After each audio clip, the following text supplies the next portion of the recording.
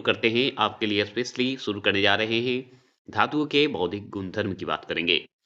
और धातुओं के भौतिक गुणधर्म मतलब इसमें धातु, उपधातु, मिश्र धातु पढ़ेंगे, फिर उसके बाद अधातु पढ़ेंगे। इसी तरह चलते रहेगा वीडियो और सारे वीडियो को आज खत्म करेंगे। जो टॉपिक मेन टॉपिक है वो केमिस्ट्री का पहला पार्ट हो चुका है, दूसरा पार्ट है ये और दूसरा हम समाप्त करेंगे, फिर उसके बाद बायोलॉजी चलेंगे, फिर स्ट्रैटेजी के सब आएँगे। तो चलिए देखते हैं किस धातु की विद्युत चालकता सर्वाधिक होती है, तो चांदी की सर्वाधिक होती है। तो किस विद्युत चालकता अगर पूछे सर्वाधिक है तो चांदी की। सबसे हल्की और सबसे भारी धातु क्रमशः कौन-सी है? तो लिथियम जो है सबसे हल्की है और भारी अगर पूछे तो ऑस्मियम है, याद रखिएगा। ऑस्मियम जो है सबसे भारी है। अगर मान लीजिए आपसे पूछ दे सबसे भारी प्राकृतिक तत्व कौन-सा है? तो यूरेनियम है, ये जान लीजिएगा। अगर प्राकृतिक रूप से अगर सबसे भारी अगर तत्व में पूछे एलिमेंट में तो यूरो सॉरी यूरेनियम है। अगर मान लीजिए चाकू से कट जा सकने वाली मुलायम धातु कौन-सी है? तो चाकू से कटने वाली 2 धातु इम्पोर्टेंट है, एक सोडियम, एक पोटेशियम है। सोडियम को Na से इंडिकेट करते हैं, पोटेशियम को K से। लिथियम को Li से इंडिकेट करेंगे, ऑस्मियम को OS से इंडिकेट करेंगे। याद रखिएगा यूरेनियम को U से। और चलिए थोड़ा जानते हैं, सोडियम जो है मानव शरीर के उपापचयी मतलब मेटाबॉलिक क्रियाओं के लिए अत्यंत उपयोगी है। मतलब सोडियम हमारे जो मेटाबॉलिक है ना, उसके काम आता है, उसमें क्रिया करता है, बहुत इम्पोर्टेंट है। सोडियम एवं क्लोरीन के यौगिक को सोडियम क्लोराइड कहा जाता है। तो सोडियम और क्लोरीन अगर मिल जाते हैं तो उसे सोडियम क्लोराइड कहते हैं और सूत्र NaCl कहा जाता है, जो कि साधारण नमक के रूप में ग्रहण किया जाता है। किसके रूप में? साधारण नमक के रूप में ग्रहण किया जाता है।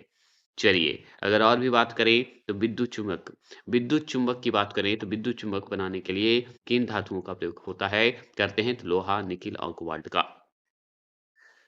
ठीक है? तो सोडियम क्लोराइड NaCl साधारण नमक के रूप में ग्रहण किया जाता है।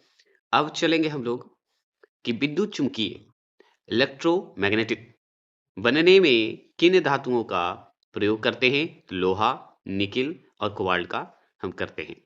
तो लोहा मतलब Fe, निकिल मतलब Na, कोबाल्ट मतलब Co, याद रखिएगा। अगर मान लीजिए भविष्य की धातु की बात करें, भविष्य की धातु किसे कहा जाता है? तो हम बताएंगे टाइटेनियम को कहा जाता है। किसे कहते हैं? टाइटेनियम को कहते हैं। अवरक कच्चे माल के रूप में किस उद्योग में प्रयोग किया जाता है? तो विद्युत उद्योगों में किया जाता है। किसमें? विद्युत उद्योग में।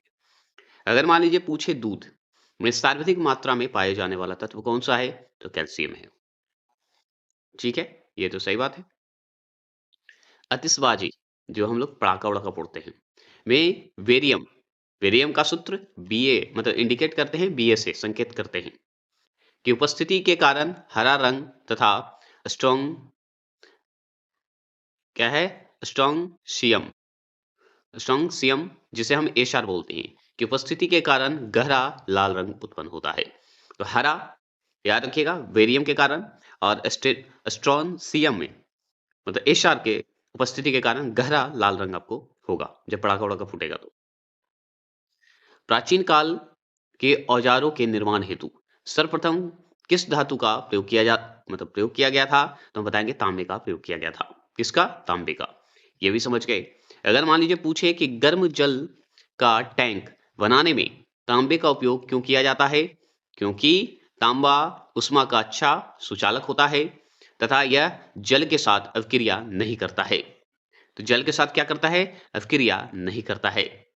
और सुनिए, साधारण तापमापी यंत्रों में पारे का प्रयोग क्यों किया जाता है? बताइए पारे का प्रयोग। क्योंकि पारे का उष्मीय प्रसार गुणांक उच्च होता है। ठीक है, क्योंकि पारे का उष्मीय प्रसार गुणांक उच्च होता है। और चलिए भविष्य का ईंधन किसे कहा जाता है? तो हाइड्रोजन को कहा जाता है। भविष्य का ईंधन हाइड्रोजन का कहा जाता है। सबसे कठोर धातु कौन सी है? प्लेटिनियम है, Pt है। आगे चलें, ऐसे दो धातुएं कौन सी है जिनकी गलनांक इतना कम होता है कि उनको हाथों पर रखते ही पिघल जाती है? तो वो है गैलियम और सीजियम। गैलियम को Ga से इंडिकेट करेंगे और सीजियम को Cs से इंडिकेट करेंगे। ये दोनों को अपने हाथ पे रखिएगा तो गल जाएगा। हाथ नहीं गलेगा, हाथ पे रखते ही पिघल जाएगा। चलिए आगे चलेंगे। कौन सी धातु कमरे के ताप पर द्रव अवस्था में पाई जाती है तो पारा, Hg, Hg पारा। चलिए आगे और चलेंगे। सोडियम वाष्प लैंप, जो सोडियम से भरा हुआ वाष्प का लैंप होता है, सड़क पर प्रकाश मतलब लाइट हेतु जो है उपयुक्त होता है, उपयोग किया जाता है, क्यों होता है बताइएगा। तो क्योंकि इसका जो प्रकाश होता है मतलब क्योंकि इनका प्रकाश एक वर्णीय होता है। एक वर्णीय मतलब एक ही ओर अपना प्रकाश को फैलाएगा, जो कि पानी की बूंद से गुजरने पर विभक्त नहीं होगा। पानी गिरेगा, पानी को पता चल जाएगा, लेकिन लाइट इधर-उधर नहीं जाएगा। वो अपना जो है प्रकाश दे रहा है तो दे रहा है। अब चलिए धातुओं के रासायनिक गुण की बात करेंगे। केमिकल, ठीक है? केमिकल की बात करेंगे, मेटल की बात करेंगे, रासायनिक गुण की बात करेंगे। देखिए धातुओं के ऑक्साइडों की प्रकृति कैसी होती है? क्षारीय होती है। कैसी होती है? क्षारीय होती है। अगर मान लीजिए पूछे सर्वाधिक क्रियाशील धातु कौन सी है? सीजियम है। CSS सीजियम है। आगे चले। सोडियम की अत्यधिक क्रियाशीलता के कारण इस जो है इसे किस द्रव में डुबो कर रखा जाता है? तो केरोसिन के तेल में रखा जाता है। केरोसिन के तेल में रखा जाता है। और पूछिए सोडियम को जल में डालने पर कौन सी गैस मुक्त होती है? तो हाइड्रोजन होती है।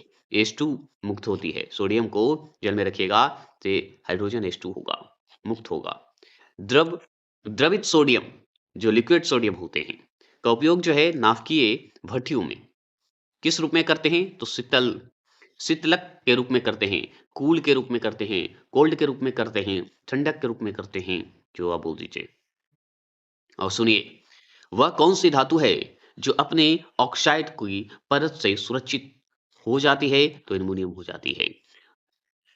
ठीक है, वैसा कौन सा धातु है अपने ही ऑक्साइड की परत से ये क्या होती है? सुरक्षित रहती है, एल्युमिनियम। अगर पूछे इस्पात की, स्टील की बात करेंगे। इस्पात के जंग संरक्षण के लिए उसके प्रतिरोध गुण को बढ़ाने के लिए उसमें क्रोमियम मिलाया जाता है। मतलब इस्पात पे जो जंग लगता है उसे बचाने के लिए एक जो है क्रोमियम नाम मिलाकर उस पे रखा जाता है, क्योंकि उसकी प्रतिरोधकता बढ़ी रहे, गुण उसकी बनी रहे इस्पात की, नहीं तो खराब हो जाएगा। और सुनिए सल की क्रिया में पट्टियों के रूप में किस रासायनिक पदार्थ का प्रयोग किया जाता है? तो हम बताएंगे कैल्शियम सल्फेट का प्रयोग किया जाता है। CaSO4 का इस्तेमाल किया जाता है। ठीक है। और सुनिए शरीर में गोली लगने पर किस धातु के कारण शरीर में जहर फैलता है? तो शीशा में फैलता है, पीवी फैलता है। ठीक है, आगे चलेंगे। परमाणु घड़ियों में टाइमर कीपर टाइमर कीपर के रूप में किस धातु का प्रयोग किया जाता है? तो सीजियम का प्रयोग किया जाता है। CS का प्रयोग किया जाता है, सीजियम का प्रयोग करते हैं। और चले मोबाइल फोन की बैटरी में किस धातु का प्रयोग किया जाता है? तो लिथियम का प्रयोग करते हैं, Li का प्रयोग करते हैं। ठीक है। मतदाता की उंगली में लगाई जाने वाली स्याही का निर्माण में किस रासायनिक यौगिक का प्रयोग किया जाता है? तो सिल्वर नाइट्रेट का प्रयोग किया जाता है। AgNO3 का प्रयोग किया जाता है। ठीक है।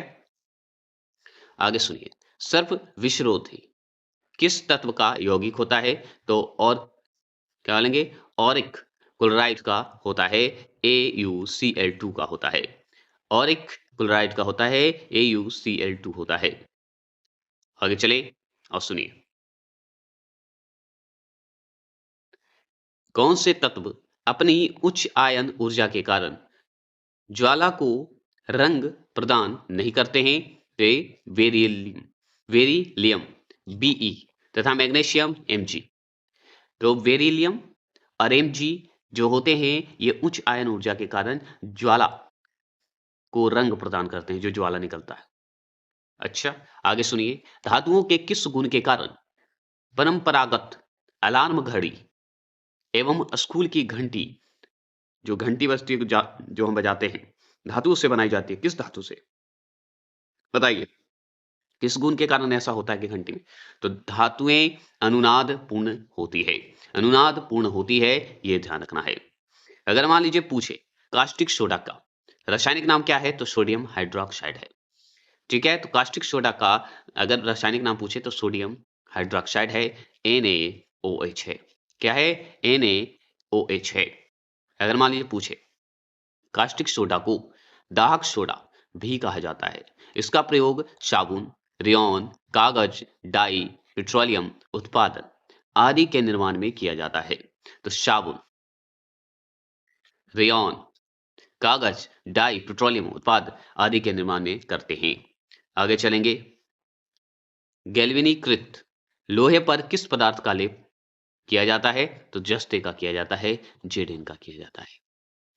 ये हो गए। स्टील की कठोरता, ठीक है, क्या है? स्टील की कठोरता प्रदान करने के लिए उसमें क्या मिलाया जाता है? तो कार्बन मिलाया जाता है। क्या मिलाया जाता है? कार्बन, सी मिलाया जाता है। और भी सवाल सुनिए। सोडियम वाष्प लैंप पीले रंग के साथ क्यों जलते हैं? पीला क्यों जलता है? क्योंकि सोडियम के ऊर्ध्वपातन के कारण पीला रंग उत्सर्जित होता है। ठीक है, तो पीले रंग उत्सर्जित होते हैं। ठीक है, होता है। अब देखिए वायु में, अगर बात करें वायु में हाइड्रोजन का दहन करने पर क्या निर्मित होता है? तो जल निर्मित होता है, H2O निर्मित होता है। क्या होता है? जल निर्मित होता है, H2O निर्मित होता है। अगर मान लीजिए स्वर्ण लेपन में विद्युत अपघटक के रूप में किस रसायन का प्रयोग किया जाता है? तो पोटासियम ओरीसाइनाइड का प्रयोग किया जाता है।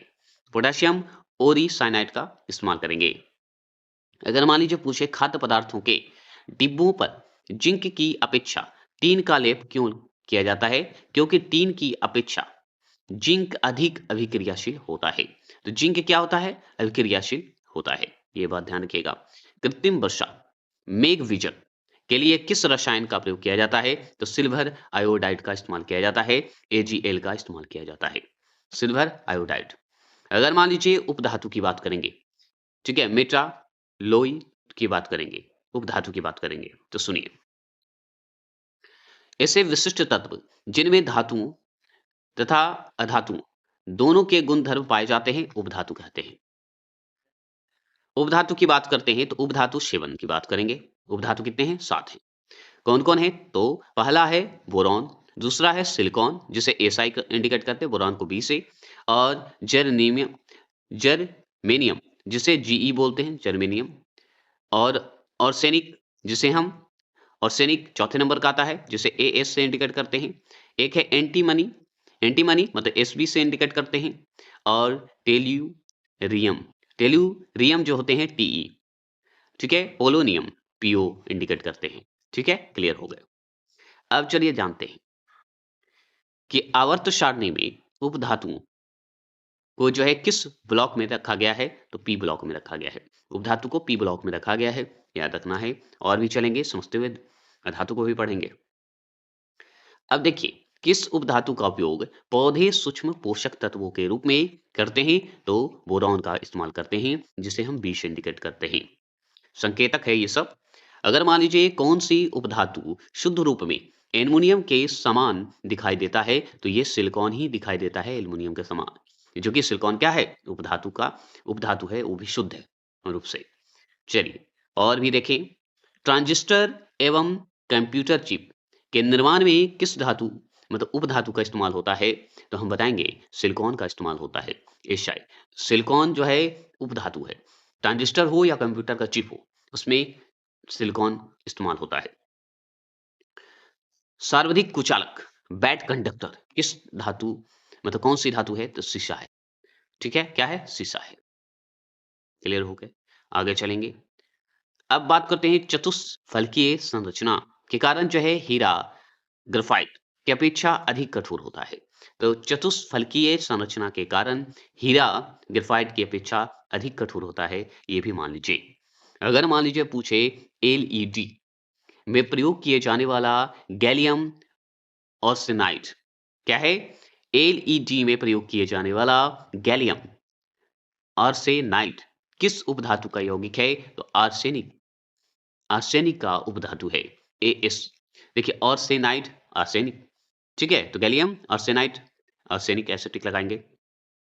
अब देखिए पुनर्लेखन योग मतलब री राइटेबल, दोबारा लिखने वाला, सीडी एवं डीवीडी के निर्माण में प्रयुक्त उपधातु कौन से हैं? तो सीडी और उपधातु जो डीवीडी बनते हैं उसमें कौन सा उपधातु से बनता है? तो हम बताएंगे टेल यूरियम से बनता है, टीई से बनता है, टेल यूरियम से बनता है। और चलिए स्टेटिन जिसे एटी से इंडिकेट करते हैं, संकेत देते हैं।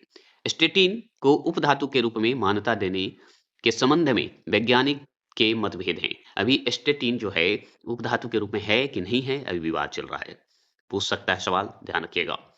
अब चलिए, भूपर पट्टी में सार्वत्रिक मात्रा में पाए जाने वाला तत्व प्रतिशत में बताना है। मतलब भूपर पट्टी मतलब भूमि में, पृथ्वी पे। तो देखिए, ऑक्सीजन ऑक्सीजन जो है हमारा 46.1% एनसीईआरटी के तहत बताया गया है। दूसरा है सिलिकॉन जो 28% मतलब 28.2% बताया गया है। तीसरा है एल्युमिनियम।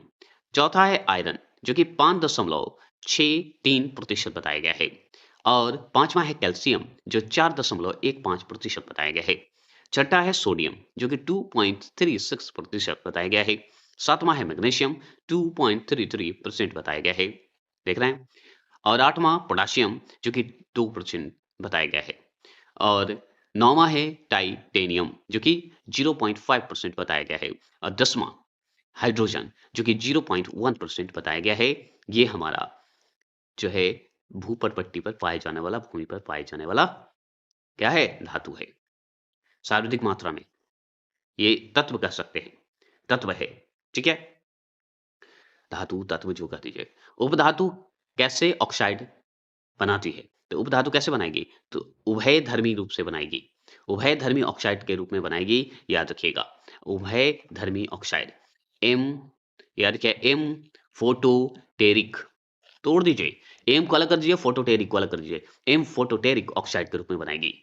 देखते हैं शब्द को जितना तोड़िए। देखिए, कहा जाता है कि इंग्लिश हो या हिंदी, अगर अपने भाषा को आप तोड़ दीजिए, जैसे क्या है, जैसे हिंदी में हम कई शब्द अपने मन से उठपटांग जोड़ देते हैं, कहीं भी कैसे भी, और याद कर लेते हैं। उसी तरह इंग्लिश को भी तोड़िए ना। क्या जरूरी है कि हमको शुद्ध इंग्लिश पढ़ना है, नहीं। जब इंग्लिश पढ़ना होगा तो स्पोकन पढ़िए। अभी हमको याद करना है और दिमाग में इंग्लिश भी घुसना चाहिए, तो कैसे, ऐसे तोड़कर। तो किन्हीं किन्हीं को लगेगा कि ये तरीका गलत है, लेकिन आप सुनिए, आपको क्वेश्चन आएगा तब समझ में आएगा कि हाँ ये बात सही है। सिलिकेट वे चट्टानें हैं जिनमें सिलिकॉन एवं ऑक्सीजन दोनों पाए जाते हैं। पृथ्वी की 90% चट्टानें सिलिकेट खनिजों से निर्मित है। किससे, सिलिकेट खनिजों से निर्मित है। अब बात करते हैं मिश्र धातु। मिश्र धातु की बात करें तो सुनिए, मिश्र धातु एक धातु का किसी अन्य धातु अथवा अधातुओं के साथ मिश्रण से प्राप्त उत्पाद मिश्र धातु कहलाती है। क्या कहलाती है, मिश्र धातु कहलाती है। मिश्र धातु यौगिक तथा विलयन दोनों रूपों में हो सकता है। तो मिश्र धातु यौगिक विलयन, मिश्र धातु यौगिक कहिए, कंपाउंड कहिए, या विलयन सॉल्यूशन कहिए, दोनों रूप में ये होता है मिश्र धातु। दोनों का यौगिक और विलयन के रूप में ही ये कहिएगा ना। चलिए, अब मिश्र धातु पढ़ रहे हैं तो उससे सवाल खत्म करते हैं। तो सुनिए, टाका, टाका जो है, टांका इसे बोलते हैं, टाका किस धातुओं का मिश्रण होता है, तो सीसा और टीन का होता है। सीसा और टीन मिलकर टाका हो जाता है। पीतल किन धातुओं का मिश्रण बनता है, तो तांबा और जस्ता का बनता है। और तांबा और टीन मिलकर जो है कौन से मिश्रण होकर धातु बनाता है, तो कांसा बनाता है, ब्रॉन्ज। मतलब तांबा और टीन मिल गया, मतलब Cu प्लस Sn मिल गया तो कांसा बन जाएगा। और मान लीजिए जस्ता Zn और Cu मिल जाएगा तो पीतल हो जाएगा। समझ गए, तो इस तरह से याद रखिएगा। अब मिश्र धातुओं के उपयोगिता की बात करते हैं। तो मिश्र धातु जो होते हैं, जितने भी होते हैं, अधिक शक्तिशाली और संचार प्रतिरोध होते हैं, मतलब संरक्षण में बचाते हैं हमसे, तथा धातुओं की तुलना में अधिक लागत प्रभावी होते हैं। मतलब कॉस्ट इसमें ज्यादा लगता है, पैसा ज्यादा लगता है, इफेक्टिव लेकिन होता है, प्रभावी भी होता है, ये भी मान लीजिए। अब जैसे कि मान लीजिए मिश्र धातु की बात हो रही है, तो चलिए जानते हैं, क्योंकि दो धातुओं से मिलकर, दो उपधातुओं से मिलकर ऐसे ऐसे बनते हैं, कभी धातु उपधातु, धातु उधातु, या धातु धातु उपधातु धातु मिलकर जो बनते हैं, है ना। ऐसे हम बता रहे हैं एग्जाम्पल में कि जैसे धातु धातु मिलकर तो क्या बना, एक मिश्र धातु हुआ ना, दोनों मिलकर तो मजबूत ही बनेगा ना। बस इतना ध्यान रखिएगा। हवाई जहाज तथा रेल के डिब्बों में पुर्जों के रूप में किस धातु से निर्मित मिश्र धातु का प्रयोग किया जाता है, तो एल्युमिनियम का इस्तेमाल किया जाता है। तो हवाई जहाज तथा रेल के डिब्बों में अगर कोई भी पुर्जा बनता है तो एल्युमिनियम का मिश्र धातु होता है। समझ गए, एल्युमिनियम मिलाकर बनाया जाता है। अगर मान लीजिए अमलगम क्या होता है बताइए, तो अमलगम होता है, मतलब जिसे गन पाउडर बोलते हैं, उसमें पारे के साथ किसी अन्य धातु का मिश्रण भी होता है। तो पारे के साथ और कोई भी जो मिलाया जाता है जिससे गन पाउडर बनते हैं, इसका भी डिटेल मैं बता दूंगा।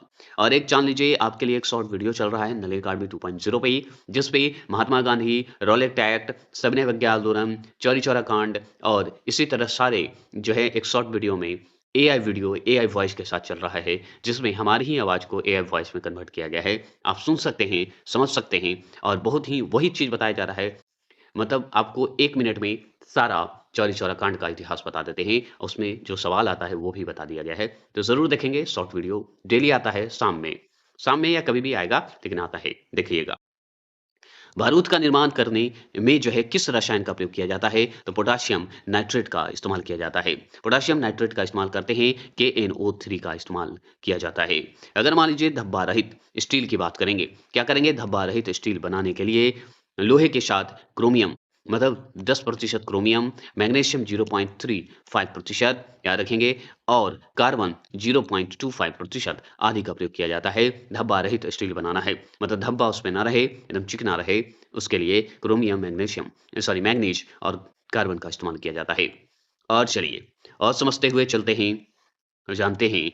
तो याद रखिएगा मैग्नेलियम, मैग्नेलियम किन-किन धातुओं की मिश्रित धातु है? तो हम बताएँगे मैग्नीलियम है तो मैग्नीशियम तो होगा ही और एल्युमिनियम भी होगा, कॉपर और आयरन भी होगा। तो एल्युमिनियम, मैग्नीशियम, कॉपर, आयरन मिलकर मैग्नीलियम नामक मिश्र धातु का निर्माण होता है। और पूछिए स्टील, पित्तल, काँसा और तांबा, ठीक है, में कौन सी मिश्र धातु नहीं है? तो तांबा मिश्र धातु नहीं है। तांबा बेचारा शुद्ध है, धातु है, लेकिन स्टील और पित्तल और काँसा ये मिश्र धातु है। आप पढ़े हैं काँसा कैसे बनता है? तांबा और क्या मिलकर बनता है? बता दीजिए, कमेंट कीजिए। अकार्बनिक शर्करा, अकार्बनिक शर्करा का रासायनिक नाम क्या है? तो लेड एसीटेट है, एसीटेट है। समझ गए? अगर लेड एसीटेट, लेड मतलब शीशा, मतलब पीबी, पीबी शॉर्ट में बताया जाता है। तो पीबी CH3 COO ब्रैकेट में 2 कर दीजिए, यही सूत्र है। तो पीबी CH3 COO ब्रैकेट 2 कर दीजिए, ये लेड एसीटेट का सूत्र है। और चलिए पित्तल, कांसा तथा जर्मन सिल्वर इन सभी में उभय घटक मतलब कॉमन कंपोनेंट्स के रूप में कौन सी धातु उपस्थित होती है? तो तांबा होती है, कॉपर होती है। तो पित्तल, कांसा तथा जर्मन सिल्वर में, ठीक है।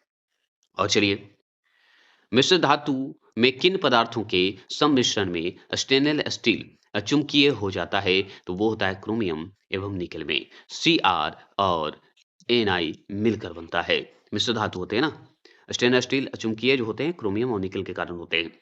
और भी चलिए मिश्र धातुएं यौगिक तथा विलयन मतलब कंपोनेंट्स और सॉल्यूशन दोनों रूप में हो सकते हैं। मतलब यौगिक में भी और विलयन में भी मिल सकता है। कौन? मिश्र धातु। और चलिए गैसोहॉल किन पदार्थों का मिश्रण है? तो एथिली अल्कोहल 10% और पेट्रोलियम 90% का मिश्रण है। याद रखिएगा गैसोहॉल में। अब देखिए रासायनिक दृष्टि से सिंदूर, सिंदूर जो लगाती हैं महिलाएं, सिंदूर किसका मिश्रण है? तो मर्क्यूरी सल्फाइड का मिश्रण है, HGS का है। पता है कहा जाता है कि सिंदूर जो एकदम नेचुरल सिंदूर, जो आज के दिखावे वाले सिंदूर नहीं कि किसी तरह प्राकृतिक रूप से सिंदूर, आज के सिंदूर में जो हैं लोग क्या सोचते हैं? सजावट के रूप में सोचते हैं, विवाह के रूप में, संकेत के रूप में। लेकिन जो सिंदूर लगाए जाते थे, वो सिंदूर अभी अगर लगाइएगा तो पारा का जो उसमें जो मिश्रण होता है, वो माथे को ठंडक देता है। महिलाओं के माथे को ठंडक देता है, उन्हें माइग्रेशन से दूर रखता है, तनाव कम करता है, इसलिए सिंदूर लगाए जाते हैं। इसलिए मैं अभी भी रिक्वेस्ट करता हूँ जो मुझसे जुड़े हैं, जो अभी जितनी भी महिलाएँ विवाहित हैं, मैं उनसे यही कहूँगा कि सिंदूर प्राकृतिक रूप से लीजिए, जो बनाए जाते हैं, कलर वाले मत लीजिए और यूज़ कीजिए। आपका जो है आप जीवन में स्वस्थ रहेंगे, खुश रहेंगे और घर में सुख शांति भी रहती है। विश्वास कीजिए तो लगाया कीजिए। दिखावे वाला या मेकअप वाले जैसे कलर में आ रहा है, डिज़ाइन में आ रहा है, उसे छोड़िए, क्योंकि वो वास्तविक सच नहीं है, वो धोखा, फ़रेब और फ्रॉड है, इसलिए रिश्ते भी उतने नहीं चल रहे हैं। तो मेरी अगर बात मानते हैं तो कर सकते हैं, अन्यथा आपके जीवन आप आनंद ले सकते हैं। आगे चलिए, लोहा उच्च धात्विक बंधन के कारण अमलगम का निर्माण नहीं करता है, अमलगम का निर्माण नहीं करता है। अगर मैं बात करूं जर्मन सिल्वर में कौन सी धातु होती है? तांबा, जस्ता और निकेल मिलकर होती है। तांबा, जस्ता और निकेल मिलकर क्या बनता है? जर्मन सिल्वर धातु बनता है। सम्मिश्र धातु है जर्मन सिल्वर। अब चलिए वेल मेटल की बात करते हैं। तो वेल मेटल जो है किसका मिश्रण है? तो तांबा और टीन का है। तांबा और टीन का वेल मेटल मिश्रण है, मतलब वेल मेटल बना है तांबा और टीना से मिलके। और ब्रिटेनियम धातु की बात करते हैं। ब्रिटेनियम, ब्रिटेनिया बोलते हैं, ब्रिटेनिया धातु एवं वेविट धातु, ठीक है? देखिए, ब्रिटेनियन धातु, वेविट धातु और एंटीमनी धातु, तांबा और टीन का मिश्रित धातु है। ये दोनों धातु जो है, ये एंटीमनी, ठीक है? तांबा और टीन का मिश्र धातु आपको दिखेगा। समझ गए? ये सारे धातु आप देख सकते हैं। तो समझ गए ना? चलिए, आगे बात करते हैं नुनार कॉस्टिक किस रासायनिक यौगिक को कहा जाता है? तो सिल्वर नाइट्रेट को कहा जाता है, सॉरी सिल्वर नाइट्रेट को कहते हैं। तो लूनार कॉस्टिक अगर पूछे ना, इसमें कौन सा केमिकल कंपाउंड है, तो हम बताएंगे सिल्वर नाइट्रेट है। इसका सूत्र AgNO3 बता देंगे, AgNO3। ठीक है, आगे चलिए, आगे सुनिए। प्रेशर कुकर का निर्माण जो है किस मिश्र धातु से किया जाता है? तो हम बताएंगे ड्यूरालुमीन से किया जाता है। तो ड्यूरालुमीन से किया जाता है, याद रखिएगा। अगर मान लीजिए इनवार क्या है? इनवार क्या है? तो मिश्र धातु है।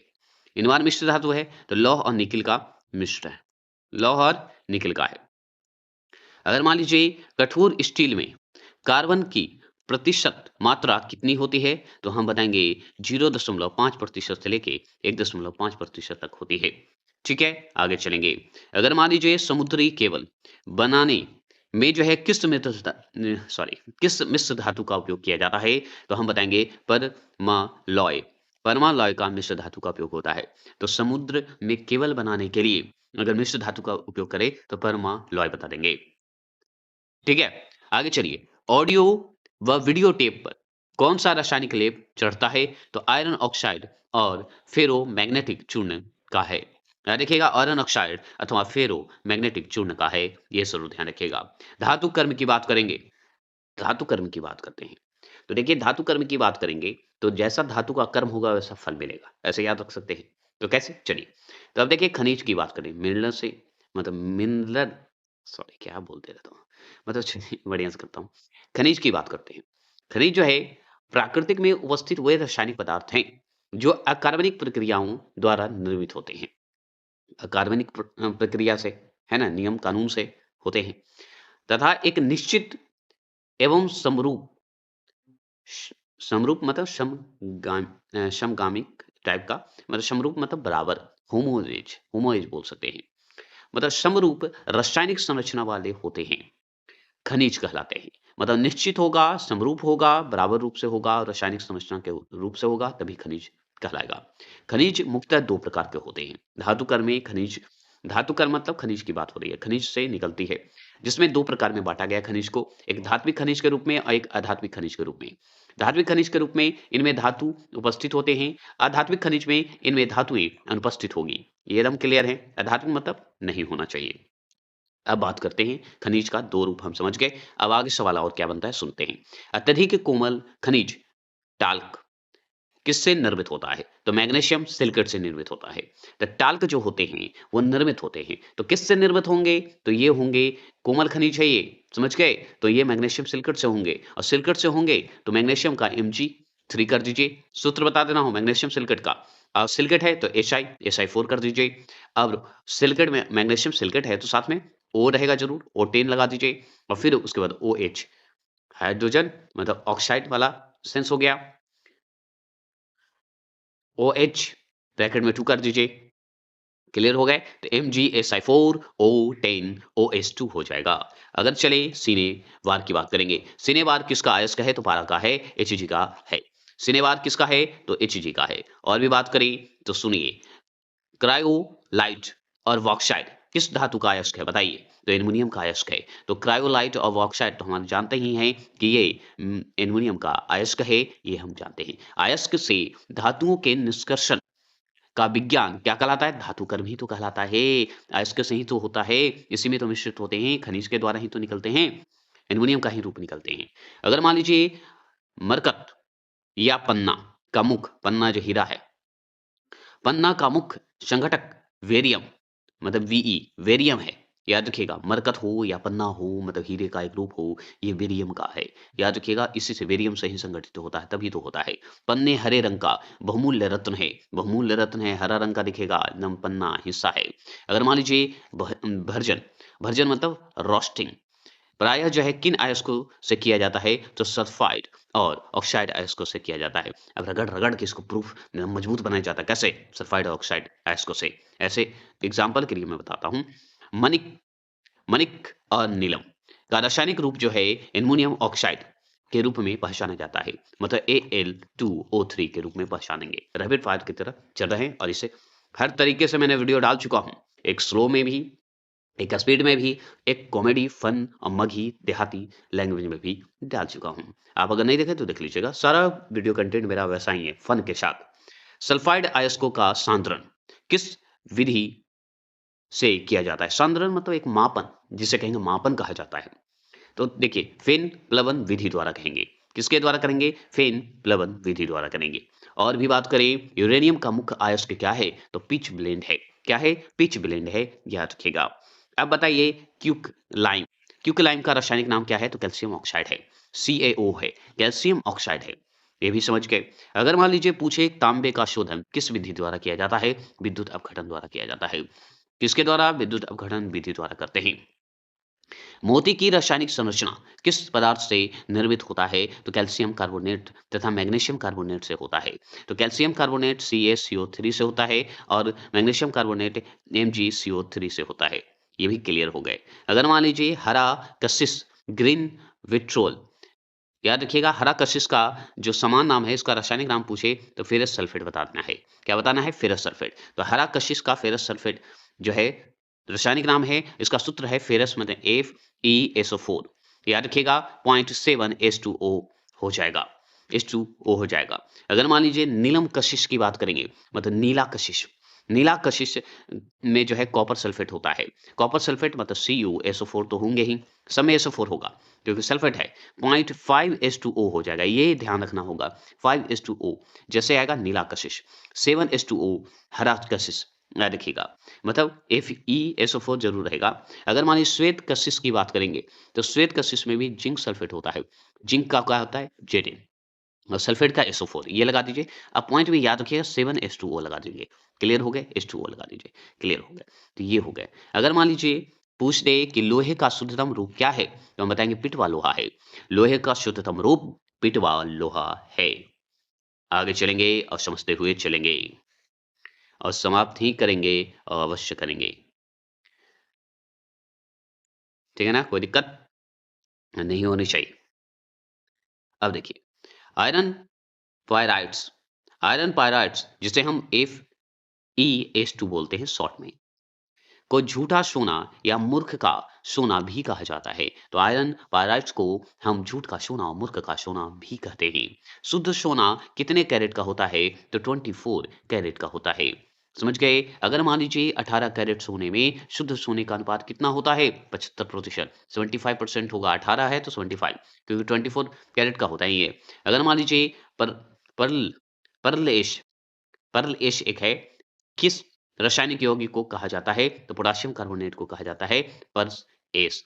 तो पोटेशियम मतलब K2CO3 को कहा जाता है। पोटेशियम कार्बोनेट का K से पोटेशियम और कार्बोनेट का CO, ऐसे याद रखिए। तो पोटेशियम कार्बोनेट का सूत्र है K2CO3 पर्ल एस। चलिए, अगर मान लीजिए सीरूसाइट किस धातु का मुख्य अयस्क है? तो लेड का है। सीरूसाइट, सीरूसाइट मतलब होता है शीशा, ऐसे याद रखिए। पीबी, ठीक है? याद करवाने का ट्रिक है ये सब अपना-अपना। देखिए, पेय में जो है आर्सेनिक की कितनी मात्रा सुरक्षित मानी जाती है? तो पेयजल में मतलब पीने वाले में आर्सेनिक की मात्रा अगर पूछे तो हम बताएँगे 10%। विलयन होता है 10%, मतलब 10% बोल रहा हूँ, सॉरी, ये गलत हो गया। पेयजल में आर्सेनिक की अगर मात्रा पूछे सुरक्षित मानी जाती है तो 10 भाग प्रति मिलियन होता है। प्रति विलियन होता है, बिलियन, मिलियन नहीं बिलियन। चलिए, अगर भारत में जो है आधिकारिक तौर पर आर्सेनिक प्रदूषण की जो है प्रथम पुष्टि पश्चिम बंगाल में की गई थी। कब की गई थी? 1983 में बताई गई थी। भारत में गंगा, ब्रह्मपुत्रा और मेघना नदी वेशिन मानव जनित भूगर्भी घटना से अत्यधिक प्रभावी मतलब प्रभावित है।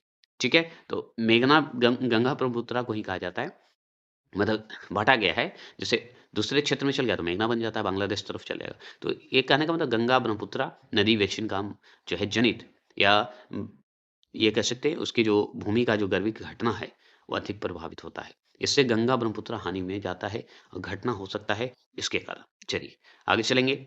अगर हम बात करें कठोर अस्थायी चुंबक बनने में किस मिश्र धातु का उपयोग किया जाता है, तो हम बताएंगे क्या करेंगे, एलिनको। एलिनको एलिनको का मिश्र धातु होता है, समझ गए।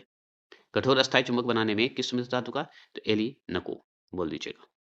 चलिए आगे चलें। अब देखिए इसमें देखिए इंपॉर्टेंट क्या है कि ये सब तो आपको देखना पड़ेगा अपने मन से, क्योंकि सोडियम है, सोडियम में क्या-क्या मिलाया जाता है, एल्युमिनियम में क्या-क्या मिलाया जाता है, पोटेशियम क्या-क्या मिलाया जाता है और इसका अयस्क है, इसमें मैग्नीशियम का अयस्क है, जिंक का अयस्क है, लेड का अयस्क है, तो ठीक है। अब देखिए इसमें देखिए ये इंपॉर्टेंट है, ये बता देता हूँ, वो तो छोटा है, उसका पीडीएफ मैं भेज दूँगा, आप देख लीजिएगा। यहाँ पे देखिए इसका जो है कांसा, कांसा में जो मानव द्वारा निर्मित प्रथम मिश्र धातु है ये, मानव द्वारा निर्मित किया गया है ये कांसा, याद रखिएगा। और कांसा में कौन-कौन है, तांबा और टीन, ठीक है, तांबा और टीन का मिश्रण होता है, तांबा तांबा जो है सबसे ज़्यादा होता है। पित्तल में क्या-क्या मिलाया रहता है, तो तांबा और जिंक का मात्रा होता है, तो तांबा इसमें भी सबसे ज्यादा है। गन मेटल मतलब गन पाउडर में तांबा, टीन और जिंक ये सब मिले रहते हैं, समझ गए। इसमें भी तांबा सबसे ज्यादा होता है।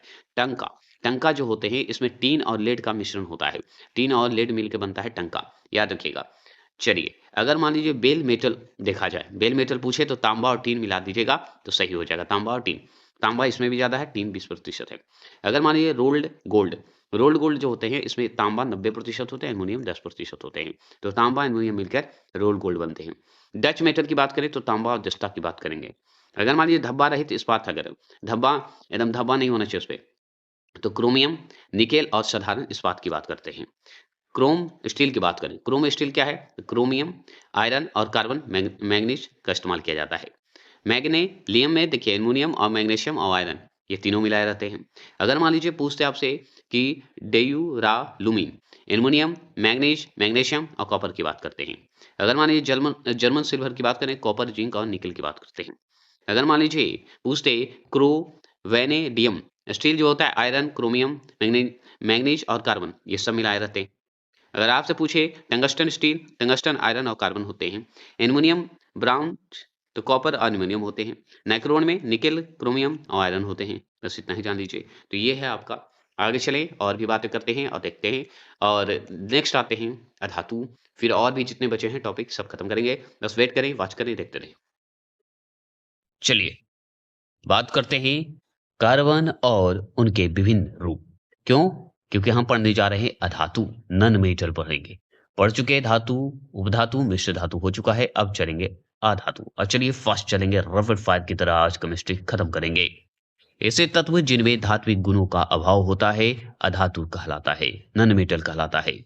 अब तक ज्ञात तत्वों में 11 अधातु तत्व हैं। कितने हैं? 11 बोल रहा हूँ, सॉरी 21 तत्व हैं।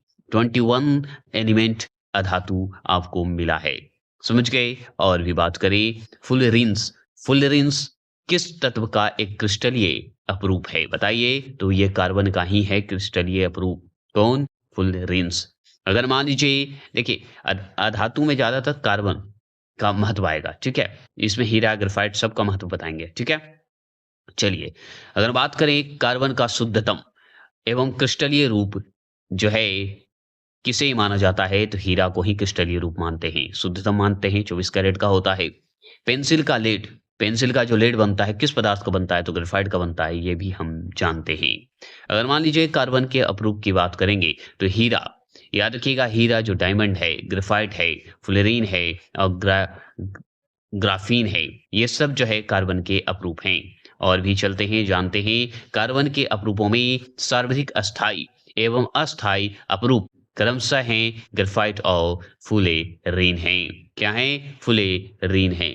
अगर मान लीजिए एचीसन विधि से जो है किन पदार्थों को कृत्रिम रूप से निर्मित किया जाता है, तो ग्रेफाइट और सिलिकॉन कार्बाइड से किया जाता है। तो ग्रेफाइट और सिलिकॉन कार्बाइड को किया जाता है।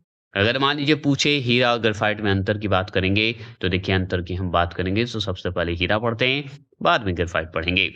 तो हीरा को आगे जान लीजिए, हीरा कठोर होता है, हीरा बहुत विद्युत का कुचालक होता है, बैड कंडक्टर जिसे बोलते हैं, ठीक है। विद्युत का कुचालक होगा, ग्रेफाइट ही उल्टा हो जाएगा, सुचालक हो जाएगा। हीरा का सापेक्षिक घनत्व पूछेगा तो 3.51 होता है। अगर पूछे कि हीरा पारदर्शी एवं रंगहीन होता है, याद रखिएगा। तो पारदर्शी और रंगहीन होता है, ये मान लीजिए। हीरा आभूषण निर्माण में प्रयुक्त किया जाता है, ये भी सही है। अगर मान लीजिए पूछे इसकी संरचना समचतुष्फलकीय होता है, याद रखिएगा समचतुष्फलकीय होता है। अगर मान लीजिए पूछे ग्रेफाइट की अपेक्षा हीरा का जो है अधिक कठोर होने का कारण क्या है, तो हीरे की समचतुष्फलकीय संरचना होता है। हीरे के समचतुष्फलकीय संरचना होता है। अगर मान लीजिए पूछे जैविक चट्टान या जैव शैल किसे कहा जाता है, तो कोयला को कहा जाता है। किसे कहते हैं? कोयला को कहते हैं। कोयला जो है कार्बनिकरण की प्रक्रिया से निर्मित होता है। तो चलिए हम जानते हैं कोयला क्या है, कार्बनिक प्रक्रिया से होता है ना निर्मित, याद रखेंगे। अगर मान लीजिए किस प्रकार के कोयला में कार्बन की मात्रा सर्वाधिक होती है, तो एंथ्रासाइट में सबसे ज्यादा होता है 85 से अधिक भी हो सकता है, 85% भी होता है कोयला एंथ्रासाइट। याद रखिए कार्बन की मात्रा सबसे ज्यादा है। किस प्रकार के कोयले में कार्बन का अंश न्यूनतम होता है, बहुत कम होता है। ज्यादा तो हम समझ गए एंथ्रासाइट में, कम पीटा कोयला में, जिसमें 45% भी हो सकता है, उससे कम भी हो सकता है, ज्यादा नहीं हो सकता है। और भी बात कर लें, कौन सा यौगिक जो है कृत्रिम हीरा मतलब सिंथेटिक डायमंड के नाम से जाना जाता है, प्रसिद्ध है, तो सिलिकॉन कार्बाइड। ये सिलिकॉन जो कार्बाइड है, ये कृत्रिम हीरा के रूप में जानते हैं, जो कि मानव द्वारा बनाया गया है। अब तक खोजे गए पदार्थों में सबसे पतला पदार्थ कौन सा है, तो ये पदार्थ है ग्राफीन। ग्राफीन जो है सबसे पतला पदार्थ खोजा गया है। ग्राफीन के बारे में थोड़ा जान लीजिए, क्योंकि इससे सवाल पूछ सकता है, क्योंकि सबसे पतला पदार्थ है। ठीक है, तो यह समान कार्बन की एक पतली परत है, कार्बन का ही एक पतली परत है, जिसकी मोटाई कार्बन के अणु के बराबर होता है। ठीक है, ग्राफीन अब तक जो है ज्ञात जो होता है सबसे शक्तिशाली पदार्थ है। तो अगर देखा जाए कि मोटाई जो है कार्बन के अणु के बराबर होगा, लेकिन ग्राफाइन अब तक जो ज्ञात हुआ है सबसे शक्तिशाली पदार्थ है ग्राफाइन। याद रखिए सबसे शक्तिशाली कार्बन के रूप में। अगर मान लीजिए ग्राफीन का उपयोग जो है पुनः चार्ज होने योग्य होता है। बैटरी को चार्ज कर सकते हैं, बैटरी बनाने में कर सकते हैं, ऊर्जा संग्रह में कर सकते हैं, ऊर्जा को बचा सकते हैं, आदि में किया जाता है ग्राफीन। तो पावरफुल हुआ कि नहीं हुआ। अगर मान लीजिए ग्राफीन की खोज हेतु कब हुआ था, तो 2010 में भौतिक क्षेत्र में आंद्रजीम एवं कॉन्स्टेंटिन नोवोसेल्वो को नोबेल पुरस्कार प्रदान किया गया था, जिनको आंद्रजीम और कॉन्स्टेंटिनोवोसेल्वो को नोबेल पुरस्कार दिया गया था। कब? भौतिक क्षेत्र में दिया गया था, 2010 में दिया गया था, ग्राफीन की खोज हेतु। अगर मान लीजिए कृत्रिम हीरा की बात करें, कृत्रिम हीरा किस प्रकार जो है बनाया जाता है, तो ग्रेफाइट को उच्चतम और उच्च दाब पर गर्म करके किया जाता है। तो हीरा जो है मतलब कृत्रिम हीरा जो है किस प्रकार बनाया जाता है, तो ग्रेफाइट को उच्च ताप और उच्च दाब पर गर्म करके। अगर और चलिए अब ग्रेफाइट के अंतर की बात करते हैं। ठीक है, ग्रेफाइट के अंतर की बात करते हैं, तो सुन लीजिए। अब ग्रेफाइट में देख लीजिए, हीरा और ग्रेफाइट में अब सुनिए। ग्रेफाइट जो है अपेक्षाकृत मुलायम होता है और हीरा कठोर होता है। ग्रेफाइट विद्युत का सुचालक होता है, कंडक्टर होता है, और हीरा हमारा कुचालक होता है, ये हम जानते हैं, बैड कंडक्टर होता है। ग्रेफाइट का अपेक्षा घनत्व अगर देखा जाए, तो अपेक्षिक घनत्व जो है 2.2 होता है, किसका? ग्रेफाइट का। और हीरा का 3.51 होता है। चलिए ये भी समझ गए। अगर मान लीजिए अपारदर्शी की बात करें, तो हमारा ग्रेफाइट जो है अपारदर्शी है। ठीक है, और हीरा क्या है? पारदर्शी है, पार कर सकता है। ग्रेफाइट का और बात करते हैं, तो ग्रेफाइट का उपयोग पेंसिल में किया जाता है। ठीक है, और हमारा हीरा आभूषण बनाने में किया जाता है, और भी कई तरीके से किया जाता है। इसकी संरचना जो है षटकोणीय होता है, षटकोण होता है, 6 रूप से होता है। और हीरा हमारा समचतुष्फलकीय होता है, सम रूप से होता है। चलिए ये भी समझ गए। और सुनिए, कौन सी अधातु समान ताप पर द्रव अवस्था में पाई जाती है, तो ब्रोमीन पाई जाती है। क्या पाई जाती है? ब्रोमीन पाई जाती है। अगर आपसे पूछे मानव शरीर में सबसे अधिक मात्रा में पाए जाने वाला तत्व कौन सा है, ऑक्सीजन O2 है। क्या है? ऑक्सीजन O2 है। हाइड्रोजन और उसके यौगिक की बात करें, तो हाइड्रोजन और उसके यौगिक की बात करें, तो सुनिए, विश्व में सर्वाधिक मात्रा में तत्व पाया जाता है, तो हाइड्रोजन पाया जाता है, H2 पाया जाता है। अगर मान लीजिए पूछते कि किस तत्व को रसायन विज्ञान में आवारा तत्व की संज्ञा दी गई है? तो हाइड्रोजन को दी गई है, A2 को, H2 को दी गई है। अगर मान लीजिए पूछते कि हाइड्रोजन के समस्थानिकों में कौन सा रेडियो सक्रिय समस्थानिक है, तो हम बताएंगे ट्राइटियम है, याद रखेंगे 1s3 है, याद रखिएगा ट्राइटियम है। अगर मान लीजिए पूछते कि वनस्पति तेल से संतृप्त वसाओं को बनाने में जो प्रयुक्त होने वाली गैस का नाम है क्या है? तो हाइड्रोजन गैस है, H2 है। क्या है? हाइड्रोजन गैस है, H2 है। हाइड्रोजन का उपयोग की बात करते हैं। हाइड्रोजन का उपयोग बताइए, तो वनस्पति तेलों से वनस्पति घी के निर्माण में बात करेंगे। हाइड्रोजन का उपयोग हम करते हैं, वनस्पति तेल से वनस्पति घी बनाते हैं। जल गैस के उत्पादन में हम लोग हाइड्रोजन का उपयोग करते हैं। हैवर विधि से अमोनिया उत्पादन में भी उपयोग करते हैं।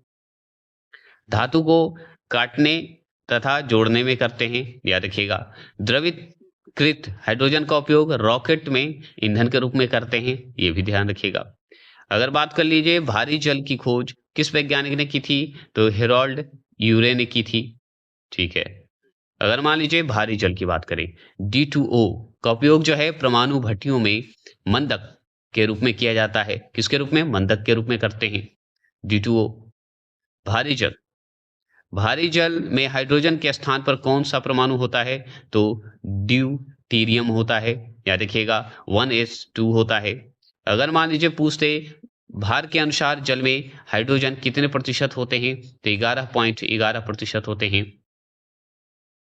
आगे चलेंगे, द्रव्यमान की दृष्टि से जल में हाइड्रोजन 11.11% तथा ऑक्सीजन 80.9%, जबकि परमाणविक दृष्टि से जल में हाइड्रोजन मतलब 67%, ऑक्सीजन 33% होता है। ठीक है, क्लियर हो गए। अगर मान लीजिए पूछ दे सीसा पेंसिलों में सीसा की जो है प्रतिशत मात्रा होती है, तो 0% होती है। क्या होती है? 0% होती है। अब सुनिए, सीसा पेंसिलों में ग्रेफाइट का उपयोग करते हैं, ये भी जान लीजिए।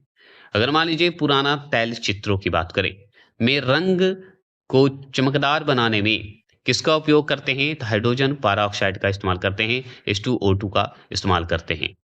और बात करें हाइड्रोजन पाराऑक्साइड जिसे हम H2O2 बोलते हैं को ऑक्सीजन युक्त जल भी कहा जाता है। क्या कहते हैं? ऑक्सीजन युक्त जल कहते हैं। यह हाइड्रोजन बंधन की उपस्थिति के कारण जल में सदृश एक शगुंतिक द्रव है। क्या है? शगुंतिक द्रव है जो नीला, गंधहीन और गाढ़ा होता है। तो हाइड्रोजन पाराऑक्साइड आपको नीला, गंधहीन, गाढ़ा टाइप का आपको दिखेगा।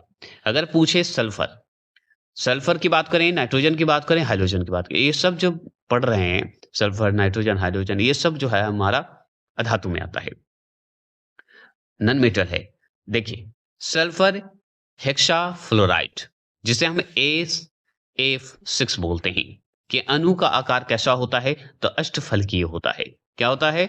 अष्टफलकीय होता है। अगर आपसे पूछे प्राकृतिक रबड़ का वल्कनीकरण, प्राकृतिक रबर का वल्कनीकरण किस तत्व को मिलाकर किया जाता है जिससे कि रबड़ को अधिक लचीला और अधिक मजबूत बनाया जा सके, तो वो है सल्फर, एस है सल्फर। ठीक है, आगे चलेंगे। प्याज की कड़वाहट, प्याज की कड़वाहट का कारण किसकी उपस्थिति है, तो सल्फर की यौगिक की उपस्थिति है। तो प्याज में जो कड़वाहट होता है किस कारण होता है? सल्फर की यौगिक के कारण होता है, कंपाउंड के कारण होता है। सल्फर के किस अपरूप को प्लास्टिक सल्फर जो है कहते हैं, तो गामा सल्फर कहते हैं, गामा सल्फर कहा जाता है। सल्फर का सबसे स्थिर अपरूप कौन सा है, तो अल्फा सल्फर है, अल्फा सल्फर है। ब्यूटी पार्लरों में पराया किसका प्रयोग हेयर सेट जो है सेटिंग में किया जाता है, तो सल्फर का करते हैं। ठीक है, किया ही जाता है। वायुमंडल में नाइट्रोजन गैस कितने प्रतिशत होते हैं, तो 78%, मतलब 78% होते हैं। आपसे पूछेगा वायु की मुख्य संघटक गैस कौन सी है, तो नाइट्रोजन, ऑक्सीजन, ऑर्गन और कार्बन डाइऑक्साइड होती है। तो नाइट्रोजन, ऑक्सीजन, ऑर्गन और कार्बन डाइऑक्साइड होता है, याद रखिएगा। अगर मान लीजिए चिकित्सक द्वारा निश्चेतक के रूप में प्रयुक्त की जाने वाली हास्य गैस कौन सी है, तो नाइट्रोजन ऑक्साइड है, N2O है, ये जान लीजिएगा। अगर मान लीजिए पूछते कि वायुयानों के टायरों में कौन सी गैस भरी जाती है, तो नाइट्रोजन अथवा हीलियम होता है, एन चाहे He होता है।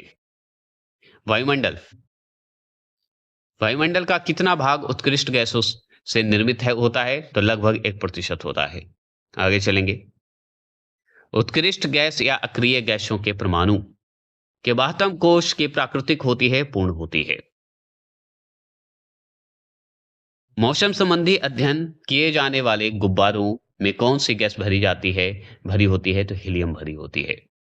अगर आपसे पूछे गर्म गैसों के गुब्बारों में हीलियम हाइड्रोजन की अपेक्षा अधिक वरीयता क्यों देती है?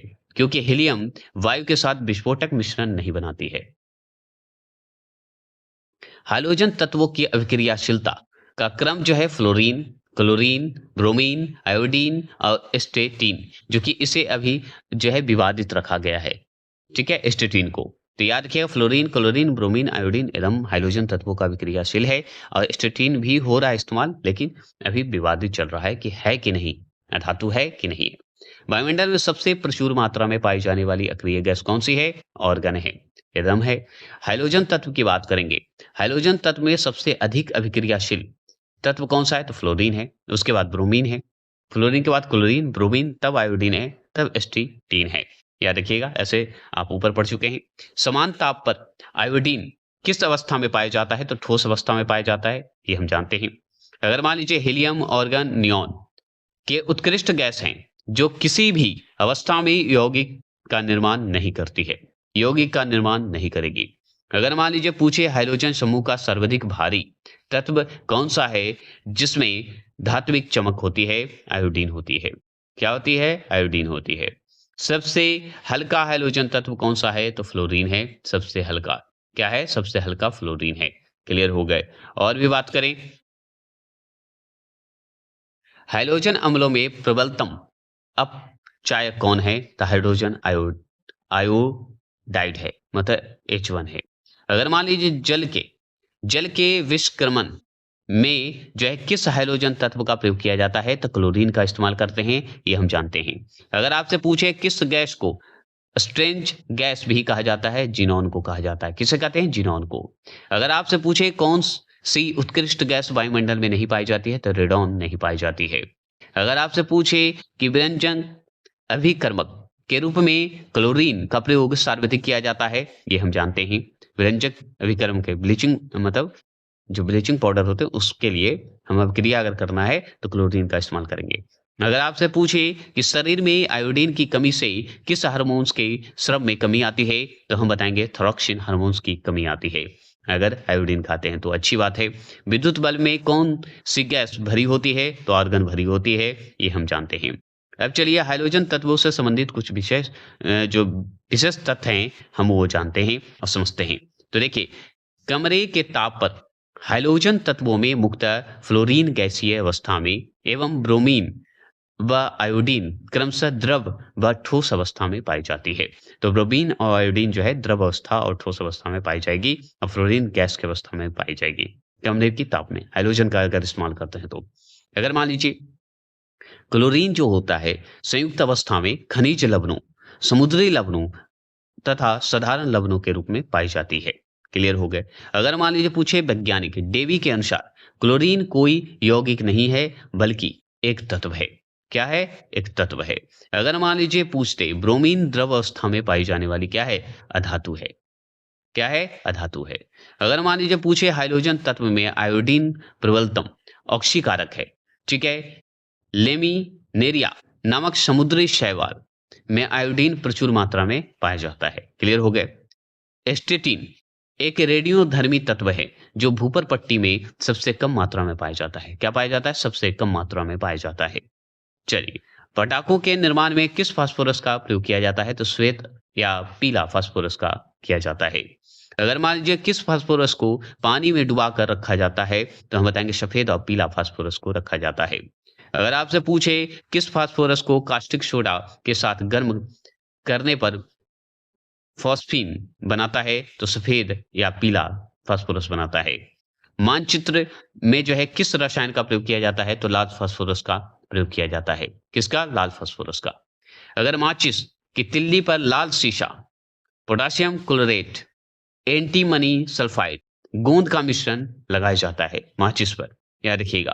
पोटास क्लोरेट करते हैं, एंटीमनी सल्फाइड का गोंद लगा फिर सल्फाइड होता है, गोंद लगा के मिलाते हैं तो लाल हो जाता है। माचिस देखते होंगे, लाल काला जो भी बनाया जाता है वो माचिस। अगर मान लीजिए फिटकरी, गंदे पानी को किस प्रक्रिया द्वारा शुद्ध किया जाता है? तो स्कंदन विधि द्वारा। ठीक है, और सही बात है, फिटकरी को हम डालते हैं तो गंदे पानी को शुद्ध किया जाता है। चलिए, उसे हम स्कंदन विधि भी कहते हैं। अगर बात करें जल आयनिक लवणों का शुभ विलायक क्यों है? बता दीजिए, क्योंकि जल का द्विध्रुव अघूर्णन अधिक होता है। द्विध्रुव अघूर्णन होता है, डिप्लो मोमेंट कहते हैं। डिप्लो याद करने के लिए, अगर मान लीजिए अगर जल की बात करें, जल की अस्थायी कठोरता के लिए कैल्शियम व मैग्नीशियम के क्लोराइड्स, सल्फेट, नाइट्रेट आदि लवण उत्तरदायी होते हैं। ठीक है, लवण जो हैं उत्तरदायी होंगे। जल की अस्थायी कठोरता कैल्शियम और मैग्नीशियम के बाइकार्बोनेट लवणों की उपस्थिति के कारण होती है। कैल्शियम और मैग्नीशियम के बाइकार्बोनेट लवण की उपस्थिति के कारण होता है। अश्रु गैस की बात करें, अश्रु गैस का रासायनिक नाम क्या है? क्लोरो एसीटोफिनोन नाम है। एसीटोफिनोन नाम है गैस, याद रखिएगा। ओजोन की बात करें, ओजोन की बात करें तो ऑक्सीजन की खोज किस वैज्ञानिक ने की थी? तो जोसेफ प्रिस्टेल एवं कार्ल विल्हेज सिले ने की थी।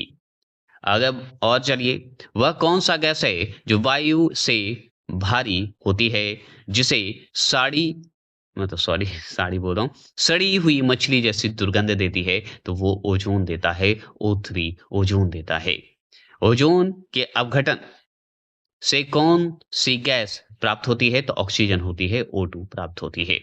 और भी सुनिए, ओजोन के उपयोग की अगर हम बात करें, यूज ऑफ ओजोन, तो व्यंजक के रूप में हम करते हैं, व्यंजक के रूप में करेंगे, जल एवं वायु के शुद्धिकरण में करेंगे ओजोन का इस्तेमाल, कीटाणुनाशक के रूप में हम करेंगे ओजोन का उपयोग, पोटाशियम पर मैग्नेट के एवं कृत्रिम कपूर बनाने में हम करेंगे, निर्माण में करेंगे इसको ओजोन का उपयोग, खाद्य पदार्थों के परीक्षण में करेंगे ओजोन का उपयोग। ये सब याद करते चलेंगे। अब बात करते हैं कि ऑक्सीजन हाशक किसे कहते हैं? बता दीजिए। तो हम बताएंगे उन प्रदूषकों को जो वायु में घुलकर ऑक्सीजन की मात्रा को कम कर देते हैं।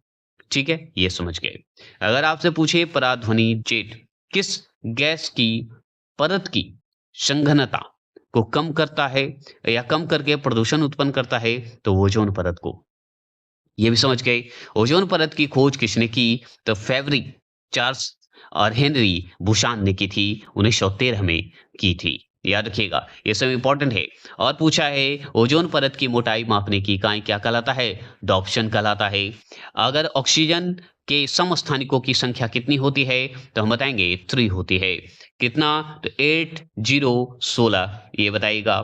इसका दुगना कर देते हैं, फिर देखिए ऊपर वाला अलग होगा, नीचे कितना होगा? 8 8 8 8 8, और ऊपर समस्थानिक आइसोटॉप है ना, तो नीचे वाला बराबर होगा, ऊपर वाला अलग होगा 16, फिर 8017 और 8018, मतलब नीचे का जो है बराबर चलेंगे, ऊपर भिन्न भिन्न होंगे। क्लियर हो गया? उसी को हम समस्थानिक संख्या कहते हैं। यह अपनी भाषा में मैंने बता दिया। आइसोटॉप और आइसोबार तो हम पढ़ाए थे, अगर मेरा वीडियो पहला देखे होंगे तो आप समझ गए होंगे। तो ये हो गया धातु अधातु खत्म। चलिए नेक्स्ट अब चल रहे हैं कार्बनिक, रेडियो सक्रियता, कार्बनिक, ईंधन और यहाँ तक कि आवृत्त वर्गीकरण। इसके बाद इसे समाप्त करेंगे। ठीक है, उसके बाद बायोलॉजी का टॉपिक आएगा, 2 दिन में खत्म करना है क्योंकि 6 तक आपका क्लियर होना चाहिए। चलिए अब रेडियो सक्रियता पढ़ते हैं। रेडियो सक्रियता जो है, जिसे रेडियो एक्टिविटी बोलते हैं। ठीक है, तो चलिए इससे अब समाप्त करते हैं रैपिड फायर की तरह। पहला प्रश्न, रेडियो सक्रियता शब्द का प्रयोग सर्वप्रथम किसने किया था? तो मैडम क्यूरी ने किए थे। किसने? मैडम क्यूरी ने। अगर मान लीजिए कृत्रिम रेडियो सक्रियता की खोज किसने किया? कृत्रिम रूप से, मानव रूप से, तो आयरीन क्यूरी और फ्रेडरिक जूलियट ने किया थे। क्यूरी और जूलियट ने मिलकर किए थे कृत्रिम रेडियो सक्रियता की खोज। और ये सुनिए, पोलोनियम तथा रेडियम की खोज किसने की थी? तो मैडम क्यूरी ने की थी। किसने की थी? मैडम क्यूरी ने की थी। रेडियो सक्रियता की खोज हेनरी वेकलर और रॉबर्ट पियर क्यूरी एवं मैडम क्यूरी ने किया था। ठीक है, रॉबर्ट पियर क्यूरी और मैडम क्यूरी ने किया था। अगर मान लीजिए सबसे अधिक रेडियो सक्रिय तत्व कौन सा है? तो रेडियम है। क्या है? रेडियम है। अगर मान लीजिए किसी तत्व में कृत्रिम रेडियो सक्रियता उत्पन्न करने के लिए उसके नाभिक पर किन कणों को या किन कणों की बौछार की जाती है, तो प्रोटॉन, न्यूट्रॉन, अल्फा कणों की जाती है। प्रोटॉन, न्यूट्रॉन, अल्फा कणों की करते हैं। प्राकृतिक रेडियो सक्रियता क्या है, चलिए जानते हैं। रेडियो सक्रिय तत्वों के अस्थायी नाभिक स्वतः क्षति होकर अपेक्षाकृत अस्थायी नाभिक वाले तत्वों में परिवर्तित होते हैं। मतलब अगर अस्थायी नाभिक है वो हट जाएगा स्वयं और फिर अस्थायी वाले नाभिक में परिवर्तित हो जाएगा। यह गुण प्राकृतिक रेडियो सक्रियता कहलाता है। ये नेचुरल रूप से हो रहा है, प्राकृतिक रूप से। अब कृत्रिम रूप से कैसे होगा, मानव द्वारा बनाया गया है, आर्टिफिशियल है, तो कैसे? तो जब किसी अस्थायी नाभिक वाले तत्व पर कुछ विशिष्ट कणों जैसे अल्फा कण, प्रोटॉन, न्यूट्रॉन और ड्यूटेरॉन की बमबारी की जाती है। क्या कहते हैं? बमबारी करके उसमें कृत्रिम रूप से रेडियो सक्रियता का गुण उत्पन्न किया जाता है और इसी को हम कृत्रिम रेडियो सक्रियता कहते हैं। उसपे कुछ अब ऐसा गिराइए जिससे टूट कर अलग होकर वो परिवर्तित हो, अस्थायी रूप से जुड़े और एक रेडियो सक्रियता बन जाए। ये हुआ कृत्रिम रूप से। और सुनिए, कौन सा कण जो है हीलियम के नाभिक के समान परमाणविक संरचना रखता है, तो अल्फा कण रखता है। क्या रखता है? अल्फा कण रखता है। अगर मान लीजिए रदरफोर्ड ने अल्फा कण प्रकीर्णन प्रयोग द्वारा किसकी खोज की थी, तो नाभिक की खोज की थी। किसकी खोज? नाभिक की। सबसे हल्का रेडियो एक्टिव तत्व कौन सा है, तो ट्राइटियम है। क्या है? ट्राइटियम है। अगर मान लीजिए पूछे कोबाल्ट 60 का उपयोग किस रोग के उपचार में किया जाता है, तो कैंसर के उपचार में करते हैं। कोबाल्ट 60 कोबाल्ट 60 सामान्यतः चिकित्सा में प्रयोग किया जाता है क्योंकि गामा किरणें उत्सर्जित करता है। क्या करता है? गामा किरणें उत्सर्जित करता है। रेडियो सक्रियता का गुण मुख्यतः किन तत्वों में पाया जाता है, तो भारी एवं अस्थायी नाभिक वाले तत्वों में किया जाता है। भारत में स्थापित प्रथम परमाणु रिएक्टर कौन सा है, तो अप्सरा है। अप्सरा है, याद रखिएगा। अप्सरा परमाणु रिएक्टर की स्थापना ट्रम्बे मतलब मुंबई में हुआ था, वर्ष 1965 में हुआ था, 1956 में। अगर मान लीजिए पूछ ले रेडियो सक्रिय तत्व द्वारा कौन से कण उत्सर्जित किए जाते हैं, तो अल्फा बीटा गामा कण किए जाते हैं। तो रेडियो सक्रिय से अल्फा बीटा गामा ये कण उत्सर्जित होते हैं। मतलब अंश कहिए, कण कहिए, मौलिक कहिए, याद रखिएगा। किन किरणों की भेदन क्षमता, किन किरणों की भेदन क्षमता जो है सबसे अधिक होती है, तो गामा का भेदन क्षमता अधिक होगा, पावर उसका। अगर मान लीजिए किसी रेडियो सक्रिय तत्व में या सक्रिय तत्व से बीटा कण के उत्सर्जन से उसके द्रव्यमान में क्या परिवर्तन होगा, तो द्रव्यमान अपरिवर्तित रहेगा, मास अपरिवर्तन रहेगा। गामा किरणें किस प्रकार की विकिरण है, तो विद्युत चुम्बकीय विकिरण है। क्या है? विद्युत चुम्बकीय विकिरण है। रेडियो सक्रियता के मात्रक क्या है, तो वे वेकेरल एवं क्यूरी हैं। क्या है? वेकेरल एवं क्यूरी हैं। अगर पूछे alpha gamma beta sorry alpha beta gamma किरणों की भेदन क्षमता आरोही क्रम में समझाना है, तो सबसे ज्यादा हमारा गामा का होता है भेदन क्षमता, उसके बाद हमारा बीटा का होता है, फिर हमारा अल्फा का होता है। याद रखिएगा, सबसे कम अल्फा का होगा, है ना। चलिए आगे बात करते हैं किसी तत्व के नाभिक में गामा कण। ठीक है, गामा कण के उत्सर्जन से, इसे गामा बोलते हैं, तत्व के द्रव्यमान के परमाणु क्रमांक पर क्या प्रभाव पड़ेगा, तो दोनों अपरिवर्तित रहेंगे। अगर गामा कण है तो अपरिवर्तित रहेंगे, परिवर्तित नहीं होगा। किसके उत्सर्जन से जो है समभारिक उत्पन्न होता है, तो हम बताएंगे बीटा किरण से होगा। बीटा से समभारिक उत्पन्न हो सकता है। परमाणु का लगभग संपूर्ण द्रव्यमान जो है किसमें स्थित है, तो नाभिक में है, न्यूक्लियर में है, ये हम जानते हैं। रेडियो सक्रियता किस यंत्र के द्वारा मापी जाती है, तो गीगर मूलर काउंटर के द्वारा मापी जाती है। गीगर मूलर काउंटर द्वारा मापते हैं। अगर मान लीजिए पूछते हैं किस कण की आयन क्षमता सबसे अधिक होती है, तो अल्फा कण की आयन क्षमता सबसे अधिक होती है। अगर मान लीजिए किसी रेडियो सक्रिय तत्व के नाभिक क्षय के परिणाम स्वरूप निर्मित नए तत्व का नाभिक मूल तत्व के नाभिक से अधिक अस्थायी होता है। ये भी क्लियर है। अगर मान लीजिए पूछते नाभिकीय भौतिक का जनक किसे कहते हैं, रदरफोर्ड को कहते हैं, याद रखिएगा, किसे कहेंगे, रदरफोर्ड को। अगर मान लीजिए सर्वप्रथम परमाणु रिएक्टर किसने तैयार किया, तो एनरिको फर्मी ने किया था। वो भी कब किया था, 1942 में किया था, शिकागो फाइल 1 में किया था। अगर मान लीजिए भारत में नाभिकीय अनुसंधान को प्रारंभ करने का श्रेय किसको दिया जाता है, डॉक्टर होमी जहांगीर भाभा को दिया जाता है। नाभिकीय रिएक्टर के प्रयोग किए जाने वाला मंदक ग्रेफाइट एवं भारी जल होते हैं। ग्रेफाइट एवं भारी जल होते हैं, समझ गए। चलिए नाभिकीय रिएक्टर में जो है भारी जल D2O का प्रयोग किस रूप में किया जाता है? तो मंदक के रूप में करते हैं, मॉडरेट के रूप में करते हैं। अगर मान लीजिए पूछ दे कि परमाणु बम किस प्रक्रिया पर आधारित होता है? तो नाभिकीय विखंडन पर आधारित होता है। किस पे होता है? नाभिकीय विखंडन पर। अगर मान लीजिए पूछ ले यूरेनियम के आइसोटोप आइसोटोप का उपयोग किस रूप में करते हैं? मतलब समस्थानिक का प्रयोग करते हैं, तो परमाणु रिएक्टरों में ईंधन के रूप में हम लोग करते हैं। अगर मान लीजिए पूछ दे कि शरीर में जो रक्त के थक्के होते हैं, ब्लड क्लॉट बनते हैं, का पता लगाने के लिए किस समस्थानिक आइसोटोप का उपयोग करते हैं? तो सोडियम 24 का करते हैं। सोडियम मतलब Na24 का इस्तेमाल करते हैं पता करने के लिए। अब चलिए इसमें थोड़ा-सा जान लेते हैं कि और क्या है। तो देख लीजिए कि सर्वप्रथम 1919 में रदरफोर्ड ने नाइट्रोजन के नाभिक पर अल्फा कणों की बौछार करके ऑक्सीजन के समस्थानिक समस्थानिक का मतलब है कि निचला भाग, एकदम ठेठ भाषा में समझा रहा हूँ, निचला भाग बराबर होगा, ऊपर का भाग अलग-अलग हो सकते हैं। मतलब 80 17 है तो 17 के बाद 18 होगा, नीचे वाला लेकिन 8 ही रहेगा, याद रखिएगा।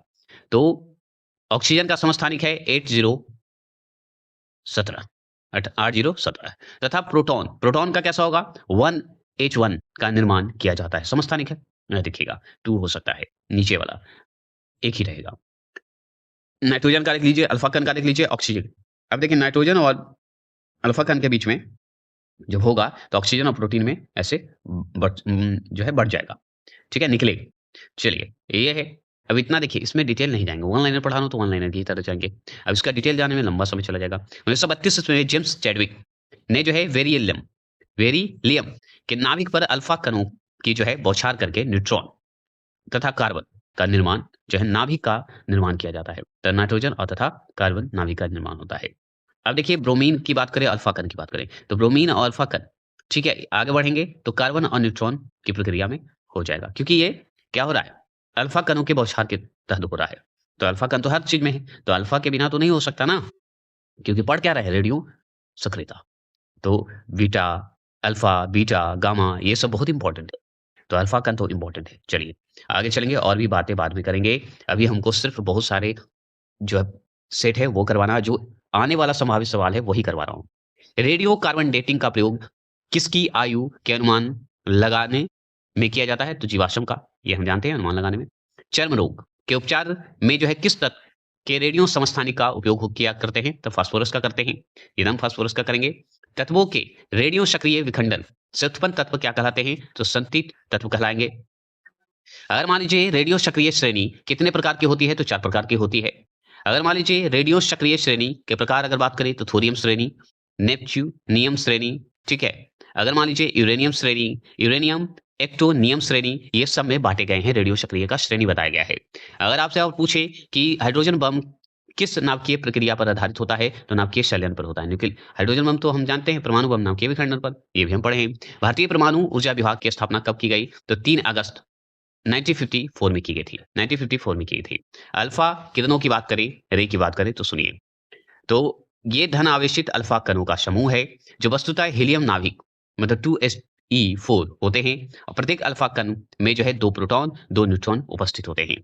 ये हो गए। और भी बात करें विद्युत चुंबकीय क्षेत्र से प्रभावित होने पर अल्फा किरणें ऋणात्मक ध्रुव की ओर मुड़ जाती है, ये भी सही है। अगर मान लीजिए पूछे अल्फा किरणों का वेग प्रकाश के वेग का लगभग 1/10वां भाग है, ये भी हम जानते हैं।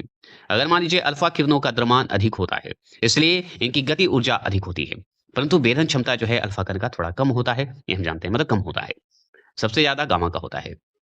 अब देखिए यद्यपि ये किरणें त्वचा को वेधन में अक्षम वेधन में अक्षम होती है, परंतु उच्च आयनीकरण क्षमता के कारण सजीव कोशिकाओं को नष्ट करने में जो है अथवा गंभीर रूप से क्षतिग्रस्त करने में सक्षम होती है। कौन? अल्फा कण, याद रखिएगा।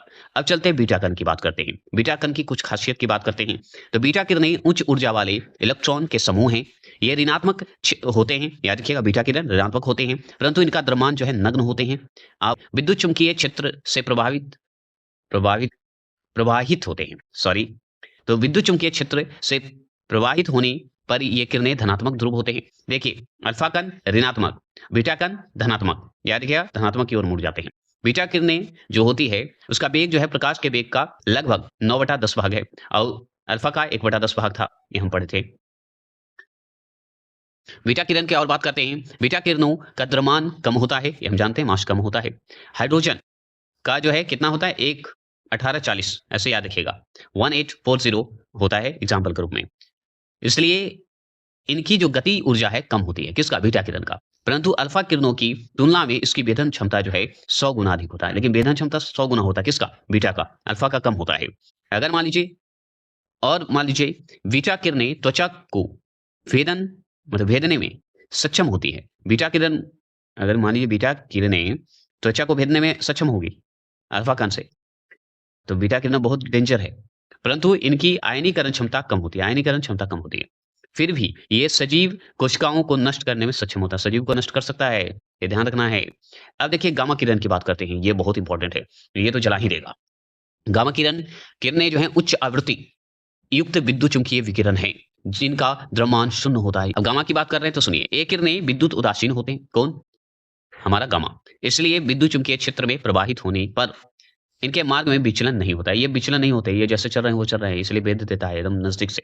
गामा किरणें प्रकाश के वेग से गति करती है। प्रकाश के जितना प्रकाश करेगा उतना गति करेगा, तो समझिए वेधन तो क्षमता इसमें अधिक होगा ना। ये किरणें अत्यधिक ऊर्जा से युक्त होती है, ऊर्जा होती है। इसके वेधन क्षमता अगर देखा जाए तो अल्फा बीटा किरणों की तुलना में बहुत अधिक होती है, इन दोनों की तुलना में। अगर और बात करें, इनमें गैसों को आयनित करने की क्षमता कम होती है, गैस को आयनित नहीं कर सकते। परंतु ये सजीव कोशिकाओं को नष्ट करने में सक्षम तो होते ही हैं। जब बीटा ही होता है तो गामा क्यों नहीं होगा, ये हम जानते हैं। अब चलिए कुछ और भी प्रक्रिया चलते हैं, जैसे कि किस रेडियो सक्रिय श्रेणी का निर्माण जो है कृत्रिम समस्थानिक द्वारा हुआ है, तो नेपच्यूनी श्रेणी का जो है कृत्रिम रूप से हुआ है, याद रखना है। अगर मान लीजिए रेडियो सक्रिय श्रेणी और उनके प्रथम तत्व की बात करें, तो सुनिए रेडियो सक्रिय श्रेणी में प्रथम तत्व कौन सा है। अब फर्स्ट एलिमेंट कौन कौन है, जैसे में थोरियम रेडियो सक्रिय श्रेणी में थोरियम 232 जो है, याद रखिएगा 9th 232 ऐसे बता दीजिएगा। अगर मान लीजिए एक्टिनियम रेडियो सक्रिय श्रेणी में यूरेनियम 235, याद रखिएगा 92 आएगा। यू 235 बोला जाता है यूरेनियम को, हम यू से इंडिकेट करते हैं, याद रखना है। तो 90 आ गया थोरियम आएगा तो 90, यूरेनियम आएगा 92, और इसी तरह यूरेनियम रेडियो सक्रिय श्रेणी पूछते तो यूरेनियम 238 92 यू 238 होगा।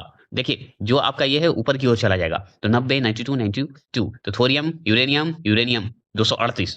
अब देखिए नेपच्यूनियम जो कि कृत्रिम रूप से खोजा गया है, बनाया गया है, तो नेपच्यूनियम 237 जो कि 93 एनपी 237 होगा, याद रखिएगा। तो ये नेपच्यूनियम रेडियो सक्रिय श्रेणी में आएगा। क्लियर हो गए? चलिए आगे चलेंगे और थोड़ा सा और जानते हैं और समझते हैं और खत्म करेंगे।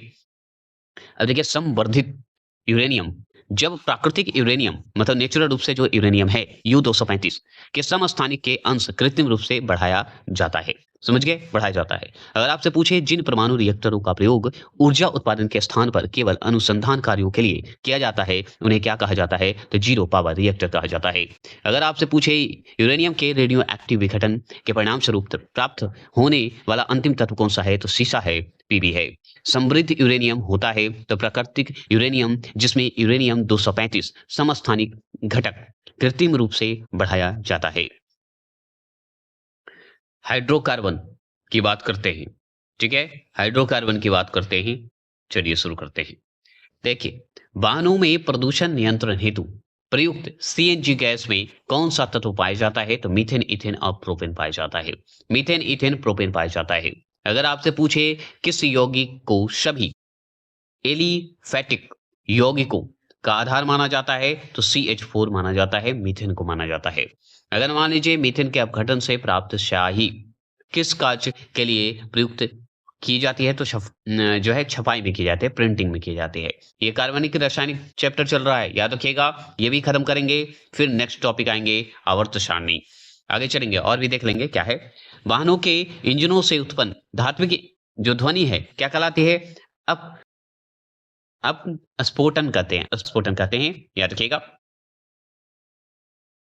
ऑटोमोबाइल इंजनों में प्रतिहीम के रूप में एंटी फ्रीज कहिए किसका प्रयोग किया जाता है, तो एथिलीन ग्लाइकोल का इस्तेमाल किया जाता है। और एथिलीन ग्लाइकोल का सूत्र C2H6O होता है, C2H6O2 होता है सूत्र। अगर मान लीजिए पूछे कि वाहनों में अपस्फोटन को कम करने के लिए ईंधन में ट्रेटा एथाइल लेड तथा बेंजीन टॉयलून और जैलीन का मिश्रण मिलाया जाता है। याद रखिएगा वाहनों में अपस्फोटन को कम करना अगर है तो टेटा एथाइल लेड मिलाइएगा, बेंजीन मिलाइएगा, टोलुइन मिलाइएगा, टोलुइन और जैलीन मिश्रण मिलाइएगा। ठीक है, देखिए भारी वाहनों में ईंधन के रूप में डीजल का प्रयोग क्यों किया जाता है बताइए? तो उच्च क्षमता और आर्थिक बचत के लिए किया जाता है। अगर आपसे पूछे कि किस अल्कोहल को वुड स्पिरिट के नाम से जाना जाता है, तो हम बताएँगे मिथाइल अल्कोहल को जाना जाता है। और भी सवाल, मार्स गैस किसे कहते हैं? तो हम मीथेन को कहते हैं, CH4 को कहते हैं। रसोई गैस मुख्यतः जो है किन मिश्रणों का मतलब किन गैसों का मिश्रण है? तो ब्यूटेन और प्रोपेन का है। रसोई गैस जो इस्तेमाल करते हैं ब्यूटेन और प्रोपेन डाला रहता है। घरेलू एलपीजी सिलेंडरों में दाब मापक नहीं प्रदान किए जाते हैं। क्या होते हैं? दाब मापक नहीं प्रदान किए जाते हैं क्योंकि ये एलपीजी सिलेंडरों में गैस की मात्रा को प्रदर्शित नहीं कर सकता है। गैस की मात्रा को प्रदर्शित नहीं करता है। किसकी उपस्थिति के कारण हमें वह गंध महसूस होती है जिससे एलपीजी सिलेंडर लीक होने का जो है पता चलता है। तो कैसे चलता है? तो हम बताएंगे मिथाइल मरकैम्प्ट के कारण दिखाई देता है। मिथाइल मरकैम्प्ट के कारण दिखाई देता है। भोपाल गैस त्रासदी, ठीक है? त्रासदी सुनिए, भोपाल गैस त्रासदी जो कि 1984 में हुआ था, किस गैस के रिसाव के कारण हुआ था? तो मिथाइल आइसोसाइनाइड के कारण हुआ था, जिसे हम शॉर्ट में एएमआईसी बोलते हैं। अगर मान लीजिए जो धान की खेत है, धन नहीं धान, धन से धान ही होता है। धान के खेतों से जो है किस ग्रीन हाउस गैस का उत्सर्जन किया जाता है? तो मीथेन गैस का उत्सर्जन किया जाता है। अगर पूछे किस ग्रह के वायुमंडल में मीथेन गैस पाई जाती है? तो मंगल ग्रह में पाई जाती है। हम जानते हैं जिसे मीथेन गैस को ही मार्स गैस कहते हैं। किस यौगिक को सभी एलिफैटिक यौगिक का आधार माना जाता है? तो मीथेन CH4 को माना जाता है। अगर मान लीजिए पूछे खदानों में अधिकांशतः विस्फोट का कारण क्या है? तो वायु के साथ मीथेन का मिश्रण होता है, इसलिए विस्फोट होने का कारण हो जाता है। अगर मान लीजिए पूछते IUPAC का पूरा नाम क्या है? तो IUPAC का फुल फॉर्म पूछे तो I से इंटरनेशनल, U से यूनियन और ऑफ P से पैरो याद रखिएगा, एस एंड याद रखिएगा, ए से हो जाएगा अप्लाइड और सी से हो जाएगा केमिस्ट्री, याद रखिएगा। ठीक है? अगर और बात करें तो किस यौगिक को, ठीक है, बताइए। तो किस यौगिक को सभी एरोमेटिक यौगिक का आधार माना जाता है? तो हम बताएंगे बेंजीन को, C6H6 को माना जाता है। ठीक है? आगे चलिए। चाय या कॉफी से कैफीन को हटाने के लिए किस कार्बनिक यौगिक का प्रयोग किया जाता है? तो डाइक्लोरोमीथेन, जिसे CH2Cl2 याद रखिएगा, बेंजीन।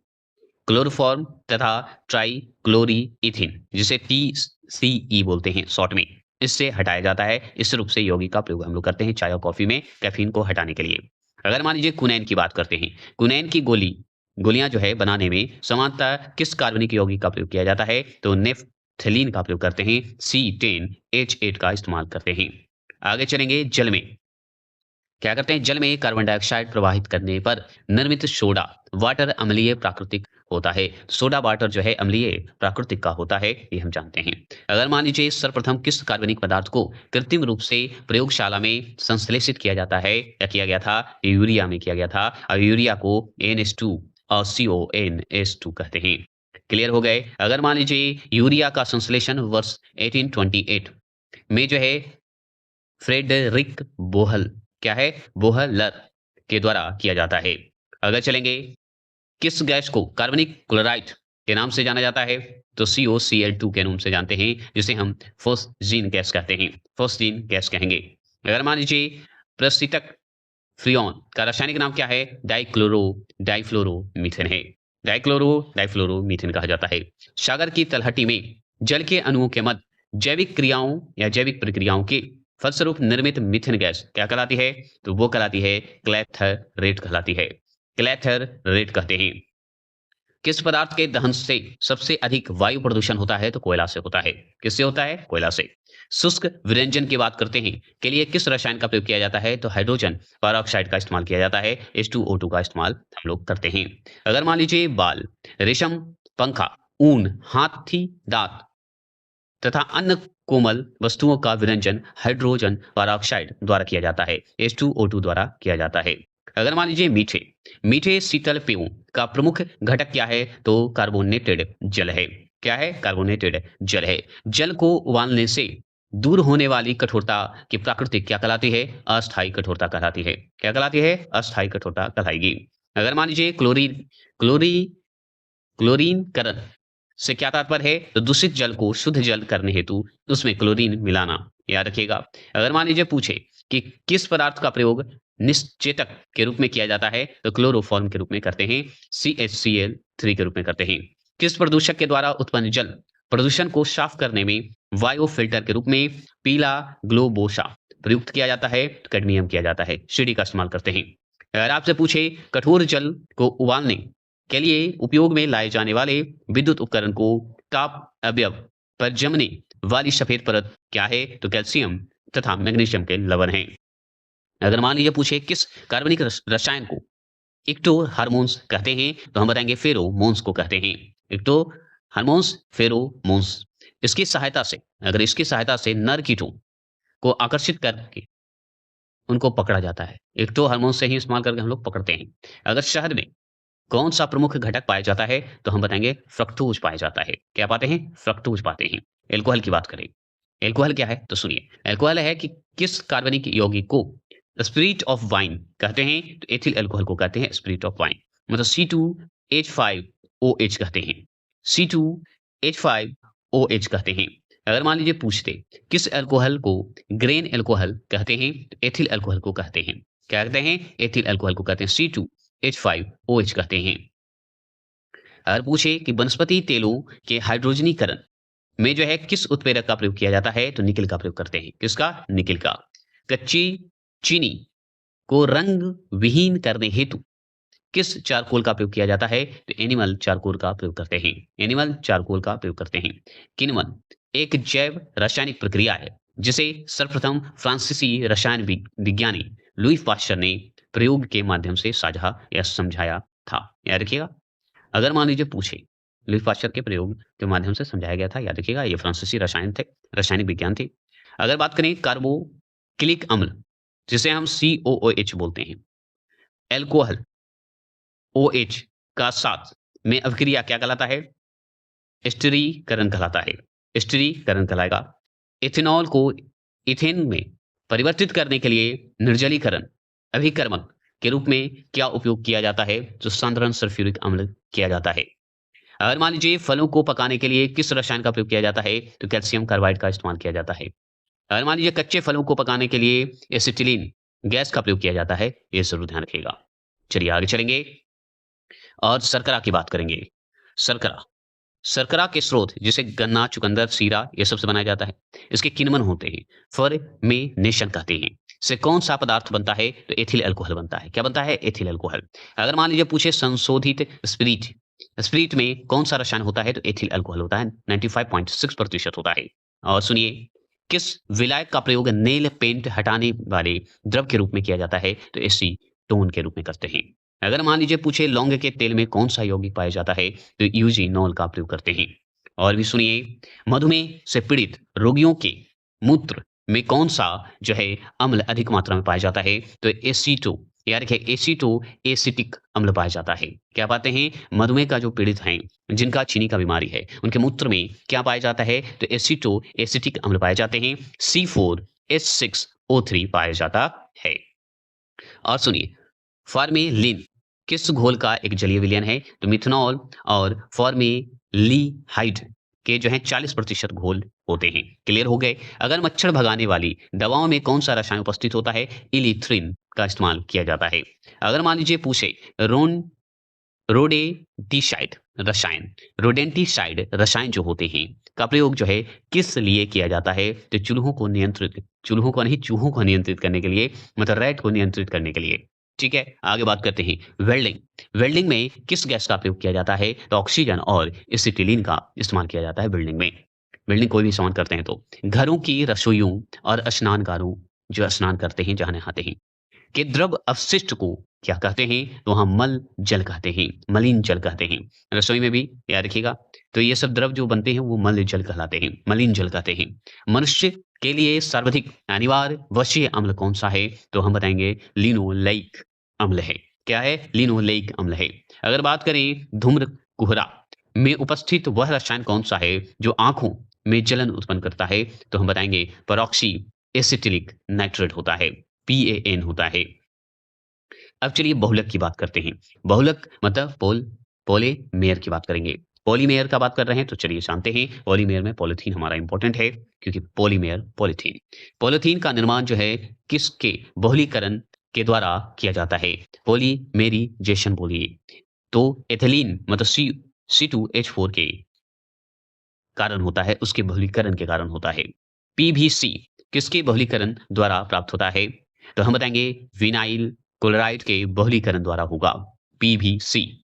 अगर मान लीजिए बर्तन की सतह पर न चिपकने वाले बहुलक को क्या कहते हैं? टेफ्लॉन कहते हैं। क्या कहेंगे? टेफ्लॉन कहेंगे। प्राकृतिक बहुलक वह बहुलक जो प्राकृतिक स्रोतों से प्राप्त या निर्मित किए जाते हैं, उसे हम प्राकृतिक बहुलक कहते हैं। ठीक है, क्लियर हो गए। उदाहरण के रूप में प्राकृतिक रबड़, आइसोप्रीन, प्राकृतिक रबड़, आइसोप्रीन बोलिए। ये सब प्राकृतिक बहुलक हैं, ये जानते हैं। रुई जो है, बताइए रुई किसका प्राकृतिक बहुलक है? सेलुलोज का प्राकृतिक बहुलक है रुई। अगर बात करें कागज, कागज को पौधे से किस पदार्थ से बनाया जाता है? कागज का कौन से पौधे से? तो पौधे के सेलुलोज से बनाए जाते हैं। अगर मान लीजिए पूछे बिस्फेनॉल ए क्या है, तो एक रसायन है जिसे खाद्य संमिश्रण सामग्री कहते हैं, फूड पैकिंग गुड्स कहते हैं, उसके विकास के लिए प्रयोग में लाया जाता है। अगर मान लीजिए रेनॉन किससे बनाया जाता है? तो सेलुलोज से बनाया जाता है। अगर मान लीजिए पूछे प्राकृतिक में सबसे अधिक मात्रा में पाए जाने वाला कार्बनिक यौगिक कौन सा है? सेलुलोज है। क्या है? सेलुलोज है। अगर मान लीजिए न्यूनतम ज्वलनशील रेशा कौन सा होता है? टेरिलीन होता है। क्या होता है? टेरिलीन होता है। और भी सुनिए, अगर मान लीजिए फॉर्मिल फॉर्मिल्डिहाइड का जो है 40% जलीय विलयन क्या कहलाता है? तो वो कहलाता है फॉर्मेलिन कहलाता है। फॉर्मिल फॉर्मिल्डिहाइड फॉर्मिल्डिहाइड में 40% अगर जलीय विलयन है तो फॉर्मिलिन कहलाएगा। अगर मान लीजिए नियोप्रीन क्या है? तो क्लोरीन। देखिए यहाँ पे सुन लीजिए, नियोप्रीन क्या है? तो क्लोरोपीन के बहुलीकरण द्वारा निर्मित संश्लेषित रबड़ है, बहुलक है, याद रखिएगा। रबड़ के वल्कनीकरण की प्रक्रिया की खोज किसने की थी? तो चार्ल्स गुडईयर ने की थी, वो भी 1939 में किया था। मतलब सॉरी 19 नहीं 1839 में किए थे, मतलब 1900 मतलब 1800 सॉरी 1839 में किए थे। जल्दी-जल्दी करने में होता है रैपिड की तरह, तो थोड़ा-सा शब्द हो जाते हैं 1839 में। अब चलिए विस्फोटक पदार्थ की बात करते हैं। विस्फोटक पदार्थ से जो सवाल बनते हैं उसकी बात करते हैं। तो युद्ध स्थल पर प्रयोग की जाने वाली विषैली जो गैस है, जिसे हम ल्यूसाइड किससे बनाई जाती है? तो एसिटिलीन से बनाई जाती है। अगर मान लीजिए पूछ ले किस विस्फोटक को नोवेल तेल भी कहा जाता है? तो टीएनजी को कहा जाता है। ठीक है, ट्राई नाइट्रोग्लिसरीन जिसे कहते हैं। ठीक है, अगर पूछे डायनामाइट का मुख्य संगठक रसायन कौन सा है? तो नाइट्रोग्लिसरीन है। क्या है? नाइट्रोग्लिसरीन है। आधुनिक डायमंड में जो है नाइट्रोग्लिसरीन के स्थान पर सोडियम नाइट्रेट का प्रयोग किया जाता है। अगर मान लीजिए एल्फ्रेड नोबेल को नोबेल पुरस्कार वितरण हेतु एक निधि स्थापित करने के लिए धन राशि किस आविष्कार से मिली थी? तो डायमंड आविष्कार से मिली थी, वो भी 1867 में मिली थी। याद रखिएगा, डायमंड आविष्कार हुआ था 1867 में। अगर मान लीजिए हेक्सा क्लोरो बेंजीन को किस प्रचलित नाम से जाना जाता है? तो गैमेक्सिन के रूप में जाना जाता है। C6H6 Cl6 बताया जाता है। किस रासायनिक यौगिक को मिरवेन का तेल कहा जाता है? तो नाइट्रोबेंजीन का कहा जाता है, जिसे हम C6H5NO2 कहते हैं। अब चलिए, जब सिल्वर क्लोराइड जिसे AgCl बोलते हैं को सूर्य के प्रकाश में रखा जाता है, तो यह किसके बनने के कारण मतलब किसके बनने के कारण भूरे रंग हो जाते हैं? तो सिल्वर धातु। याद रखिएगा, भूरे रंग हो जाते हैं तो सिल्वर धातु के कारण हो जाते हैं। याद रखिएगा, सिल्वर धातु बनने के कारण हो जाते हैं। गन पाउडर की बात करें, बारूद की बात करेंगे, तो इसकी खोज रोजन बेकिन ने किया था। अगर बारूद की बात करें, गन पाउडर की बात करें, तो पोटेशियम नाइट्रेट, सल्फर तथा चारकोल का मिश्रण होता है। इसका उपयोग जो है विस्फोटकों का निर्माण में किया जाता है, विस्फोटक करने के लिए किया जाता है, ये हम जानते हैं। अगर मान लीजिए सर्वप्रथम किस धातु में मस्टर्ड गैस का प्रयोग रासायनिक हथियारों के रूप में किया जाता है? तो प्रथम विश्व युद्ध में ये बात किया गया था। याद रखिएगा, मस्टर्ड गैस का प्रयोग किया गया था। अगर किस विस्फोट में विस्फोटक को जो है क्या कहते हैं? पिक्रिक अम्ल भी कहते हैं, तो हम बताएंगे ट्राइनाइट्रोफिनॉल को कहते हैं। क्या कहते हैं? ट्राइनाइट्रोफिनॉल को कहेंगे। अगर मान लीजिए एनोनेल, ठीक है, एमोनेल, सुनिएगा फिर से, एमोनेल का मिश्रण जो है बताइए, तो एमोनियम पाउडर और अमोनियम नाइट्रेट का मिश्रण होता है, ये भी जानते हैं। और एक अंतिम है कि किस कार्बनिक यौगिक को कड़वे बादाम का तेल भी कहते हैं? तो उसे हम कहते हैं बेंजीलीन वेंजली हाइड्रेट को कहते हैं, जिसका सूत्र होता है C6H5 और CHO होता है। फिर से सुन लीजिएगा, तो सुन लीजिए C6H5CHO होता है। क्लियर हो गए? ये हो गए हमारे कार्बनिक रसायन खत्म। अब चलते हैं जो टॉपिक और है वो भी खत्म करते हैं और समाप्त करते हैं, है ना? तो चलिए और देख, अब टॉपिक है तत्वों का आवर्ती वर्गीकरण। ये टॉपिक पढ़ेंगे, फिर रासायनिक जो बचा हुआ है उसकी हम बात करेंगे। 2 चैप्टर और हैं, उसके बाद हम इसे समाप्त कर देंगे। तो देखिए, तत्वों के वर्गीकरण की बात करें, क्लासिफिकेशन, एलिमेंट पढ़ेंगे और सिर्फ पढ़ते जा रहे हैं रैपिड फायर की तरह, क्योंकि हमको खत्म करना है। क्योंकि आपका एग्जाम से पहले ये डिटेल वाला अगर पढ़ना है तो पीछे वाला वीडियो देख लीजिए। अगर थोड़ा-सा रिपीट वीडियो देखना है तो आप देख सकते हैं, मेरा वीडियो डाला हुआ है। तो हमारा हर ढंग से पढ़ाया हुआ तरीका का मैंने कर दिया है, स्पीड, स्लो या रिपीट क्वेश्चन या बार-बार रिपीट करके याद करवाना या ट्रिकियल या तरीके से या कहानी के रूप में मैंने हर ढंग से वीडियो प्लेलिस्ट बना चुका हूँ। नहीं देखे हैं तो देख लीजिएगा। नलिनी अकाडमी वादा करता है कि आपका क्वेश्चन कोई भी हो, अगर मेरा पूरा वीडियो या संपूर्ण वीडियो आप देखे हैं, तो आपको निश्चित है कि आपका होना अवश्य है। इसलिए नहीं बोल रहा हूँ कि मेरा ज़रूरी है देखना। आप अपना देख के जाइएगा, मैं जो भी कंटेंट दिया हूँ, फालतू कोई कंटेंट आपको दिखेगा ही नहीं। फालतू कंटेंट मैंने दिया ही नहीं है। तो चलिए अब शुरू करते हैं कि अब तक कितने तत्वों की खोज की जा चुकी है? तो 118 तत्वों की खोज की जा चुकी है। कितने? 118। ठीक है। अगर बात करें कि सर्वप्रथम किस वैज्ञानिक ने तत्वों को धातु एवं अधातु के रूप में वर्गीकृत किया है या किया था? तो जॉन जैकब वर्लिस, याद रखिएगा, जॉन जैकब वर्ली लिस, याद रखिएगा, वर्जीलिस, जिसे हम स्वीडिश वैज्ञानिक कहते हैं, जो कि 1700 1779 से लेके 1848, याद रखिएगा, में किया गया था। ये किए थे, याद रखेंगे, वर्लिस, याद रखेंगे। उत्कृष्ट गैसों को आवर्त सारणी में जो है किस वर्ग में रखा गया है? तो हम बताएंगे वर्ग 18 में रखा गया है। उत्कृष्ट गैसों को आवर्त सारणी के रूप में किस वर्ग में रखा गया है? तो 18 में। अगर पूछे आवर्त सारणी के किस वर्ग में सर्वाधिक गैस तत्व हैं, तो हम बताएंगे शून्य वर्ग में। सभी गैस अक्रिय गैस हैं, एक प्रमाणिक तत्व है, याद रखिएगा। तो ये जो सर्वाधिक गैस है वो शून्य वर्ग में रखा गया है। नेक्स्ट है कि तत्वों का कौन सा समूह जो है रेडियो सक्रिय समूह कहलाता है? तो एंटी नॉइड समूह कहलाता है। एंटी नायोड ग्रुप भी कह सकते हैं। आवर्त एवं वर्ग की बात करेंगे, पीरियोड एंड ग्रुप की बात करेंगे। तो सुनिए, आधुनिक आवर्त सारणी जो है 7 क्षैतिज पंक्तियों एवं 18 धवाधर स्तंभों में विभाजित है, मतलब सीधा वर्टिकल रूप से। क्षैतिज पंक्तियों को आवर्त पीरियड कहा गया है तथा ऊर्ध्वाधर स्तंभों को वर्ग कहा गया है, ग्रुप कहा गया है। आप देखे होंगे, बना होगा ग्रुप जैसा, है ना? ऐसे बनाया गया होगा। तो आप देखे ही होंगे आवर्त सारणी का ग्रुप, 9-10 में पढ़े होंगे आप। अधिकतम कृत्रिम तत्व किस समूह में रखा गया है? तो एक्टिनॉइड समूह में रखा गया है, अधिकतम कृत्रिम तत्व आवृत्त का। अगर मान लीजिए कौन से तत्व जो है आंतरिक संक्रमण तत्व कहलाता है, तो लैंथेनाइड व एक्टिनाइड श्रेणी के तत्व में रखा गया है। अगर बात करते हैं परमाणु क्रमांक 57 से लेके 71, मतलब 14 तत्वों की बात करते हैं, तक जो है लैंथेनाइड तत्व या दुर्लभ मृदा तत्व एवं परमाणु क्रमांक 89 से लेके 103 तक, मतलब 14 तत्व एंटीनाइड या ट्रांस यूरेनिक तत्व कहा जाता है।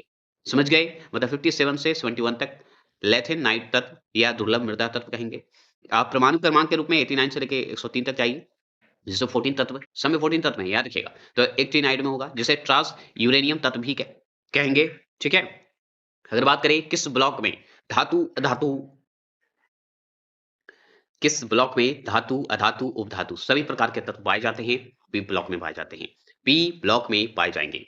अगर मान लीजिए किस ब्लॉक के तत्व संक्रमण तत्व जो होते हैं कहलाते हैं, तो डी ब्लॉक वाले तत्व जो है संक्रमण तत्व कहलाते हैं। ठीक है? धातु, उपधातु ये सब मिलेगा तो आपको पी ब्लॉक में चले जाइएगा। अगर मान लीजिए आंतरिक संक्रमण तत्वों की कुल संख्या कितनी होती है? 28 होती है। वन लाइनर है, इसलिए इसका पिक्चर मैं नहीं दिखाऊंगा। अगर बात करें ये तत्व आवर्त सारणी के दीर्घ आवर्तों में प्रबल धनी या धन विद्युती तत्वों, जिसे एस ब्लॉक के तत्व में रखते हैं, एवं दुर्लभ धन विद्युती तत्व जिसे पी ब्लॉक में रखा जाता है, जिसमें हम धातु अधातु ये सब रखते हैं। और सुनिए, इसके मध्य स्थित है। इस ब्लॉक के तत्व जो है आंतरिक संक्रमण तत्व, मतलब इनर ट्रांजिशन एलिमेंट कहते हैं। ठीक है? मतलब आंतरिक संक्रमण तत्व कहलाते हैं। ये तत्व जो है दीर्घ आवर्त, मतलब 6 से 7, 6 और 7 में संक्रमण तत्वों के मध्य रहते हैं, 6 और 7 के मध्य रहते हैं। अगर पूछते हैं आपसे किस तत्व की परमाणु त्रिज्या सबसे कम होती है, तो हम बताएँगे हीलियम की, लगभग 31 पिकोमीटर होता है। तत्वों से संबंधित जो प्रमुख जो बात है, वो सुन लीजिए। मतलब तत्वों से संबंधित आवृत्ति की वर्गीकरण से बात हो रही है, उसी में तत्वों की बात करें तो कुल ज्ञात किया गया तत्व कितना है? 118। प्राकृतिक रूप से तत्व कितना है? 94, है ना? अगर कृत्रिम विधि से निर्मित तत्व अगर पूछे 24, धातु तत्व की संख्या पूछे तो 91, और धातु तत्वों की संख्या पूछे तो 20, उपधातु तत्वों की संख्या पूछे तो 7। भूपर पट्टी में सबसे अधिक मात्रा में पाए जाने वाला तत्व क्या है? ऑक्सीजन। भूपर पट्टी में सबसे अधिक मात्रा में पाए जाने वाला धातु कौन सा है? एल्युमिनियम। सबसे हल्का तत्व क्या है? हाइड्रोजन। सबसे भारी तत्व क्या है? ऑस्मियम। सबसे हल्का धातु तत्व कौन सा है? लिथियम। सब द्रव धातु तत्व कौन सा है? पारा। द्रव अधातु कौन सा है? ब्रोमीन। सुनते जाइए सर। विद्युत की सबसे अच्छी सुचालक धातु कौन सा है? चांदी। विद्युत का सुचालक अधातु कौन सा है? तो ग्रेफाइट। सबसे अधिक आघात वर्धनीय तत्व कौन सा है? सोना। सबसे अधिक क्रियाशील अधातु तत्व कौन सा है? फ्लोरीन। समझ गए? सर्वाधिक आयनन विभव वाला तत्व कौन सा है? हीलियम। न्यूनतम आयनन विभव वाला तत्व कौन सा है? सीजियम। अगर पूछे सर्वाधिक इलेक्ट्रॉन ग्रहण करने वाला तत्व कौन सा है? क्लोरीन। सर्वाधिक विद्युत ऋणात्मक तत्व कौन सा है? फ्लोरीन। सबसे प्रबल ऑक्सीकारक तत्व कौन सा है? फ्लोरीन। मानव शरीर में सर्वाधिक मात्रा में पाए जाने वाला तत्व कौन सा है? ऑक्सीजन। मिट्टी के तेल में रखा जाने वाला तत्व कौन सा है? सोडियम। क्लियर? कोई दिक्कत? और सुनिए, कौन सा जो है अधातु तत्व आवर्त सारणी के इस ब्लॉक में पाया जाता है? तो हाइड्रोजन पाया जाता है। अगर मान लीजिए आवर्त सारणी की बात करें, आवर्त सारणी के न्यूनतम प्रतिक्रियाशील तत्व कौन सा है? तो उत्कृष्ट गैस है। अगर पूछे कि हाइड्रोजन तत्वों की ऑक्सीकरण क्षमता जो है का बढ़ता क्रम क्या है? तो हम बताएँगे, देख लीजिएगा, Br, L2 Br और Cl2 और F2 फ्लोरीन। देखिए किस ब्लॉक के तत्व रंगीन यौगिक बनाने की क्षमता रखता है? तो डी ब्लॉक के तत्व, जो कि संक्रमण तत्व में आते हैं।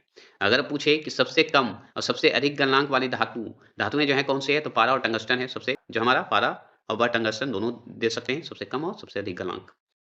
देखिए, आधुनिक आवर्त सारणी के प्रथम 10 तत्वों की बात करेंगे, में कौन-सा तत्व धातु है? तो लिथियम और बेरिलियम जो है, ये आपका धातु तत्व है, याद रखेंगे। Li और Be यही 2 गो है, और ऐसे तो सभी हैं आवर्त सारणी के अनुसार, लेकिन इसमें लिथियम और बेरिलियम तत्व धातु हैं, याद रखिएगा, धातुएँ पूछ रहा था।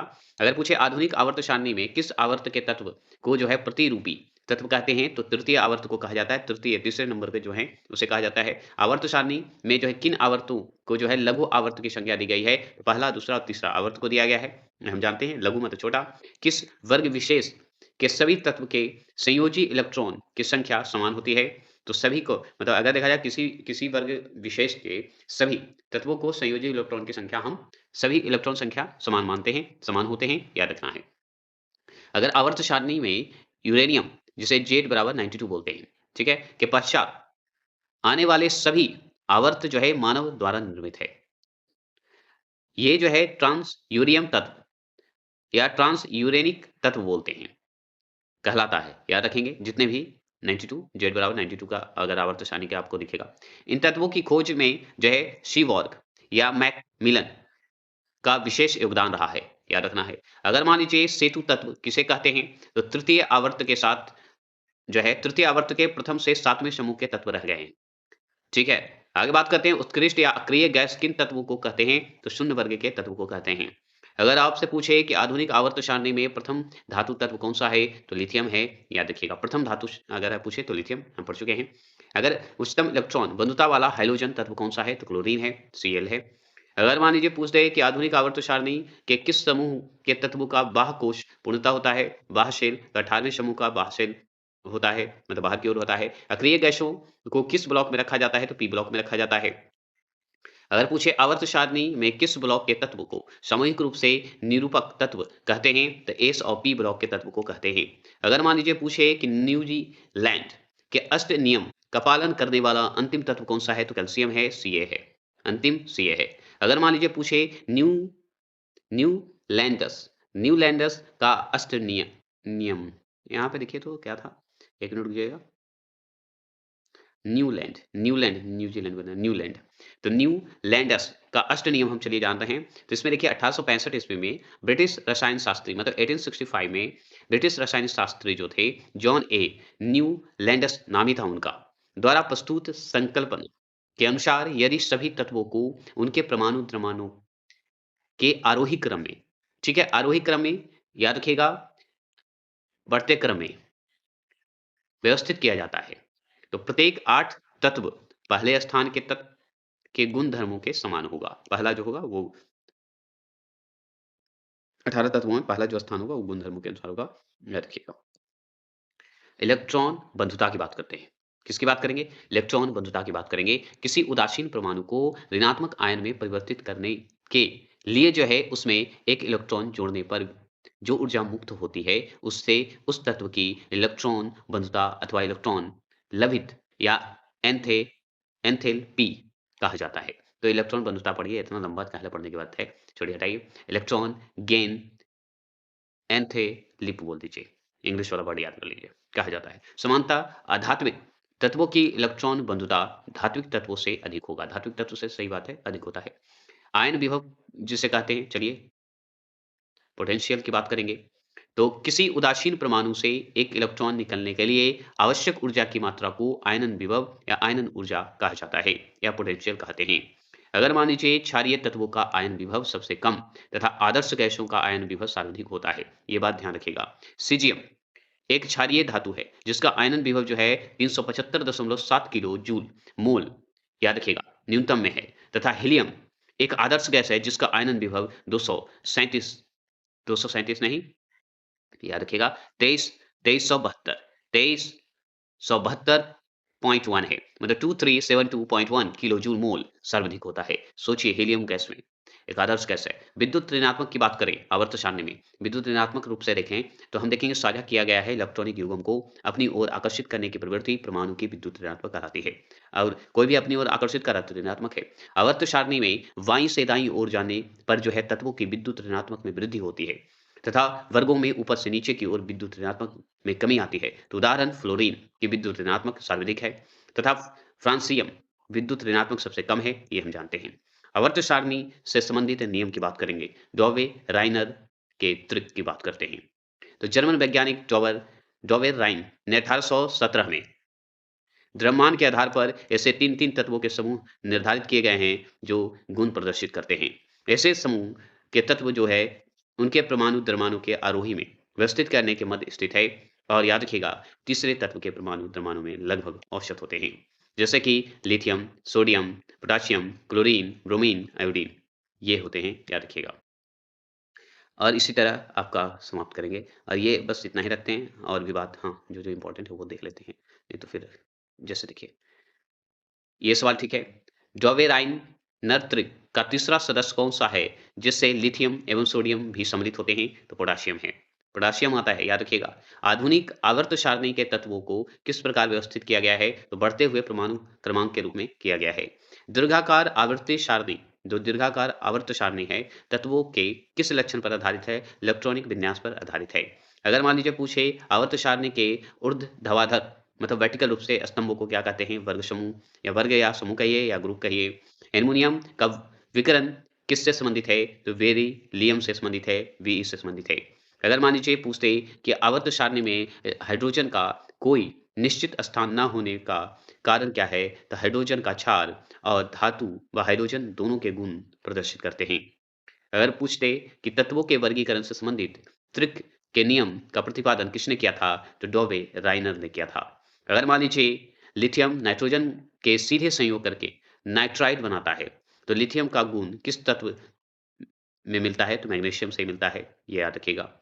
अगर पूछे रासायनिक गुणों से मेंडलीफ ने किन तत्वों द्वारा बनाए गए यौगिक पर ध्यान केंद्रित किया? तो हाइड्रोजन और ऑक्सीजन पर केंद्रित किया था।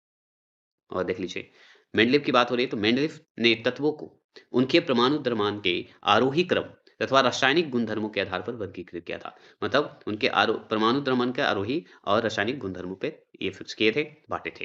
अगर मान लीजिए मेंडलीव के अनुसार तत्वों के गुण किसके आवर्ती फलन होते हैं? तो परमाणु द्रव्यमान से होते हैं, हम पढ़ चुके हैं।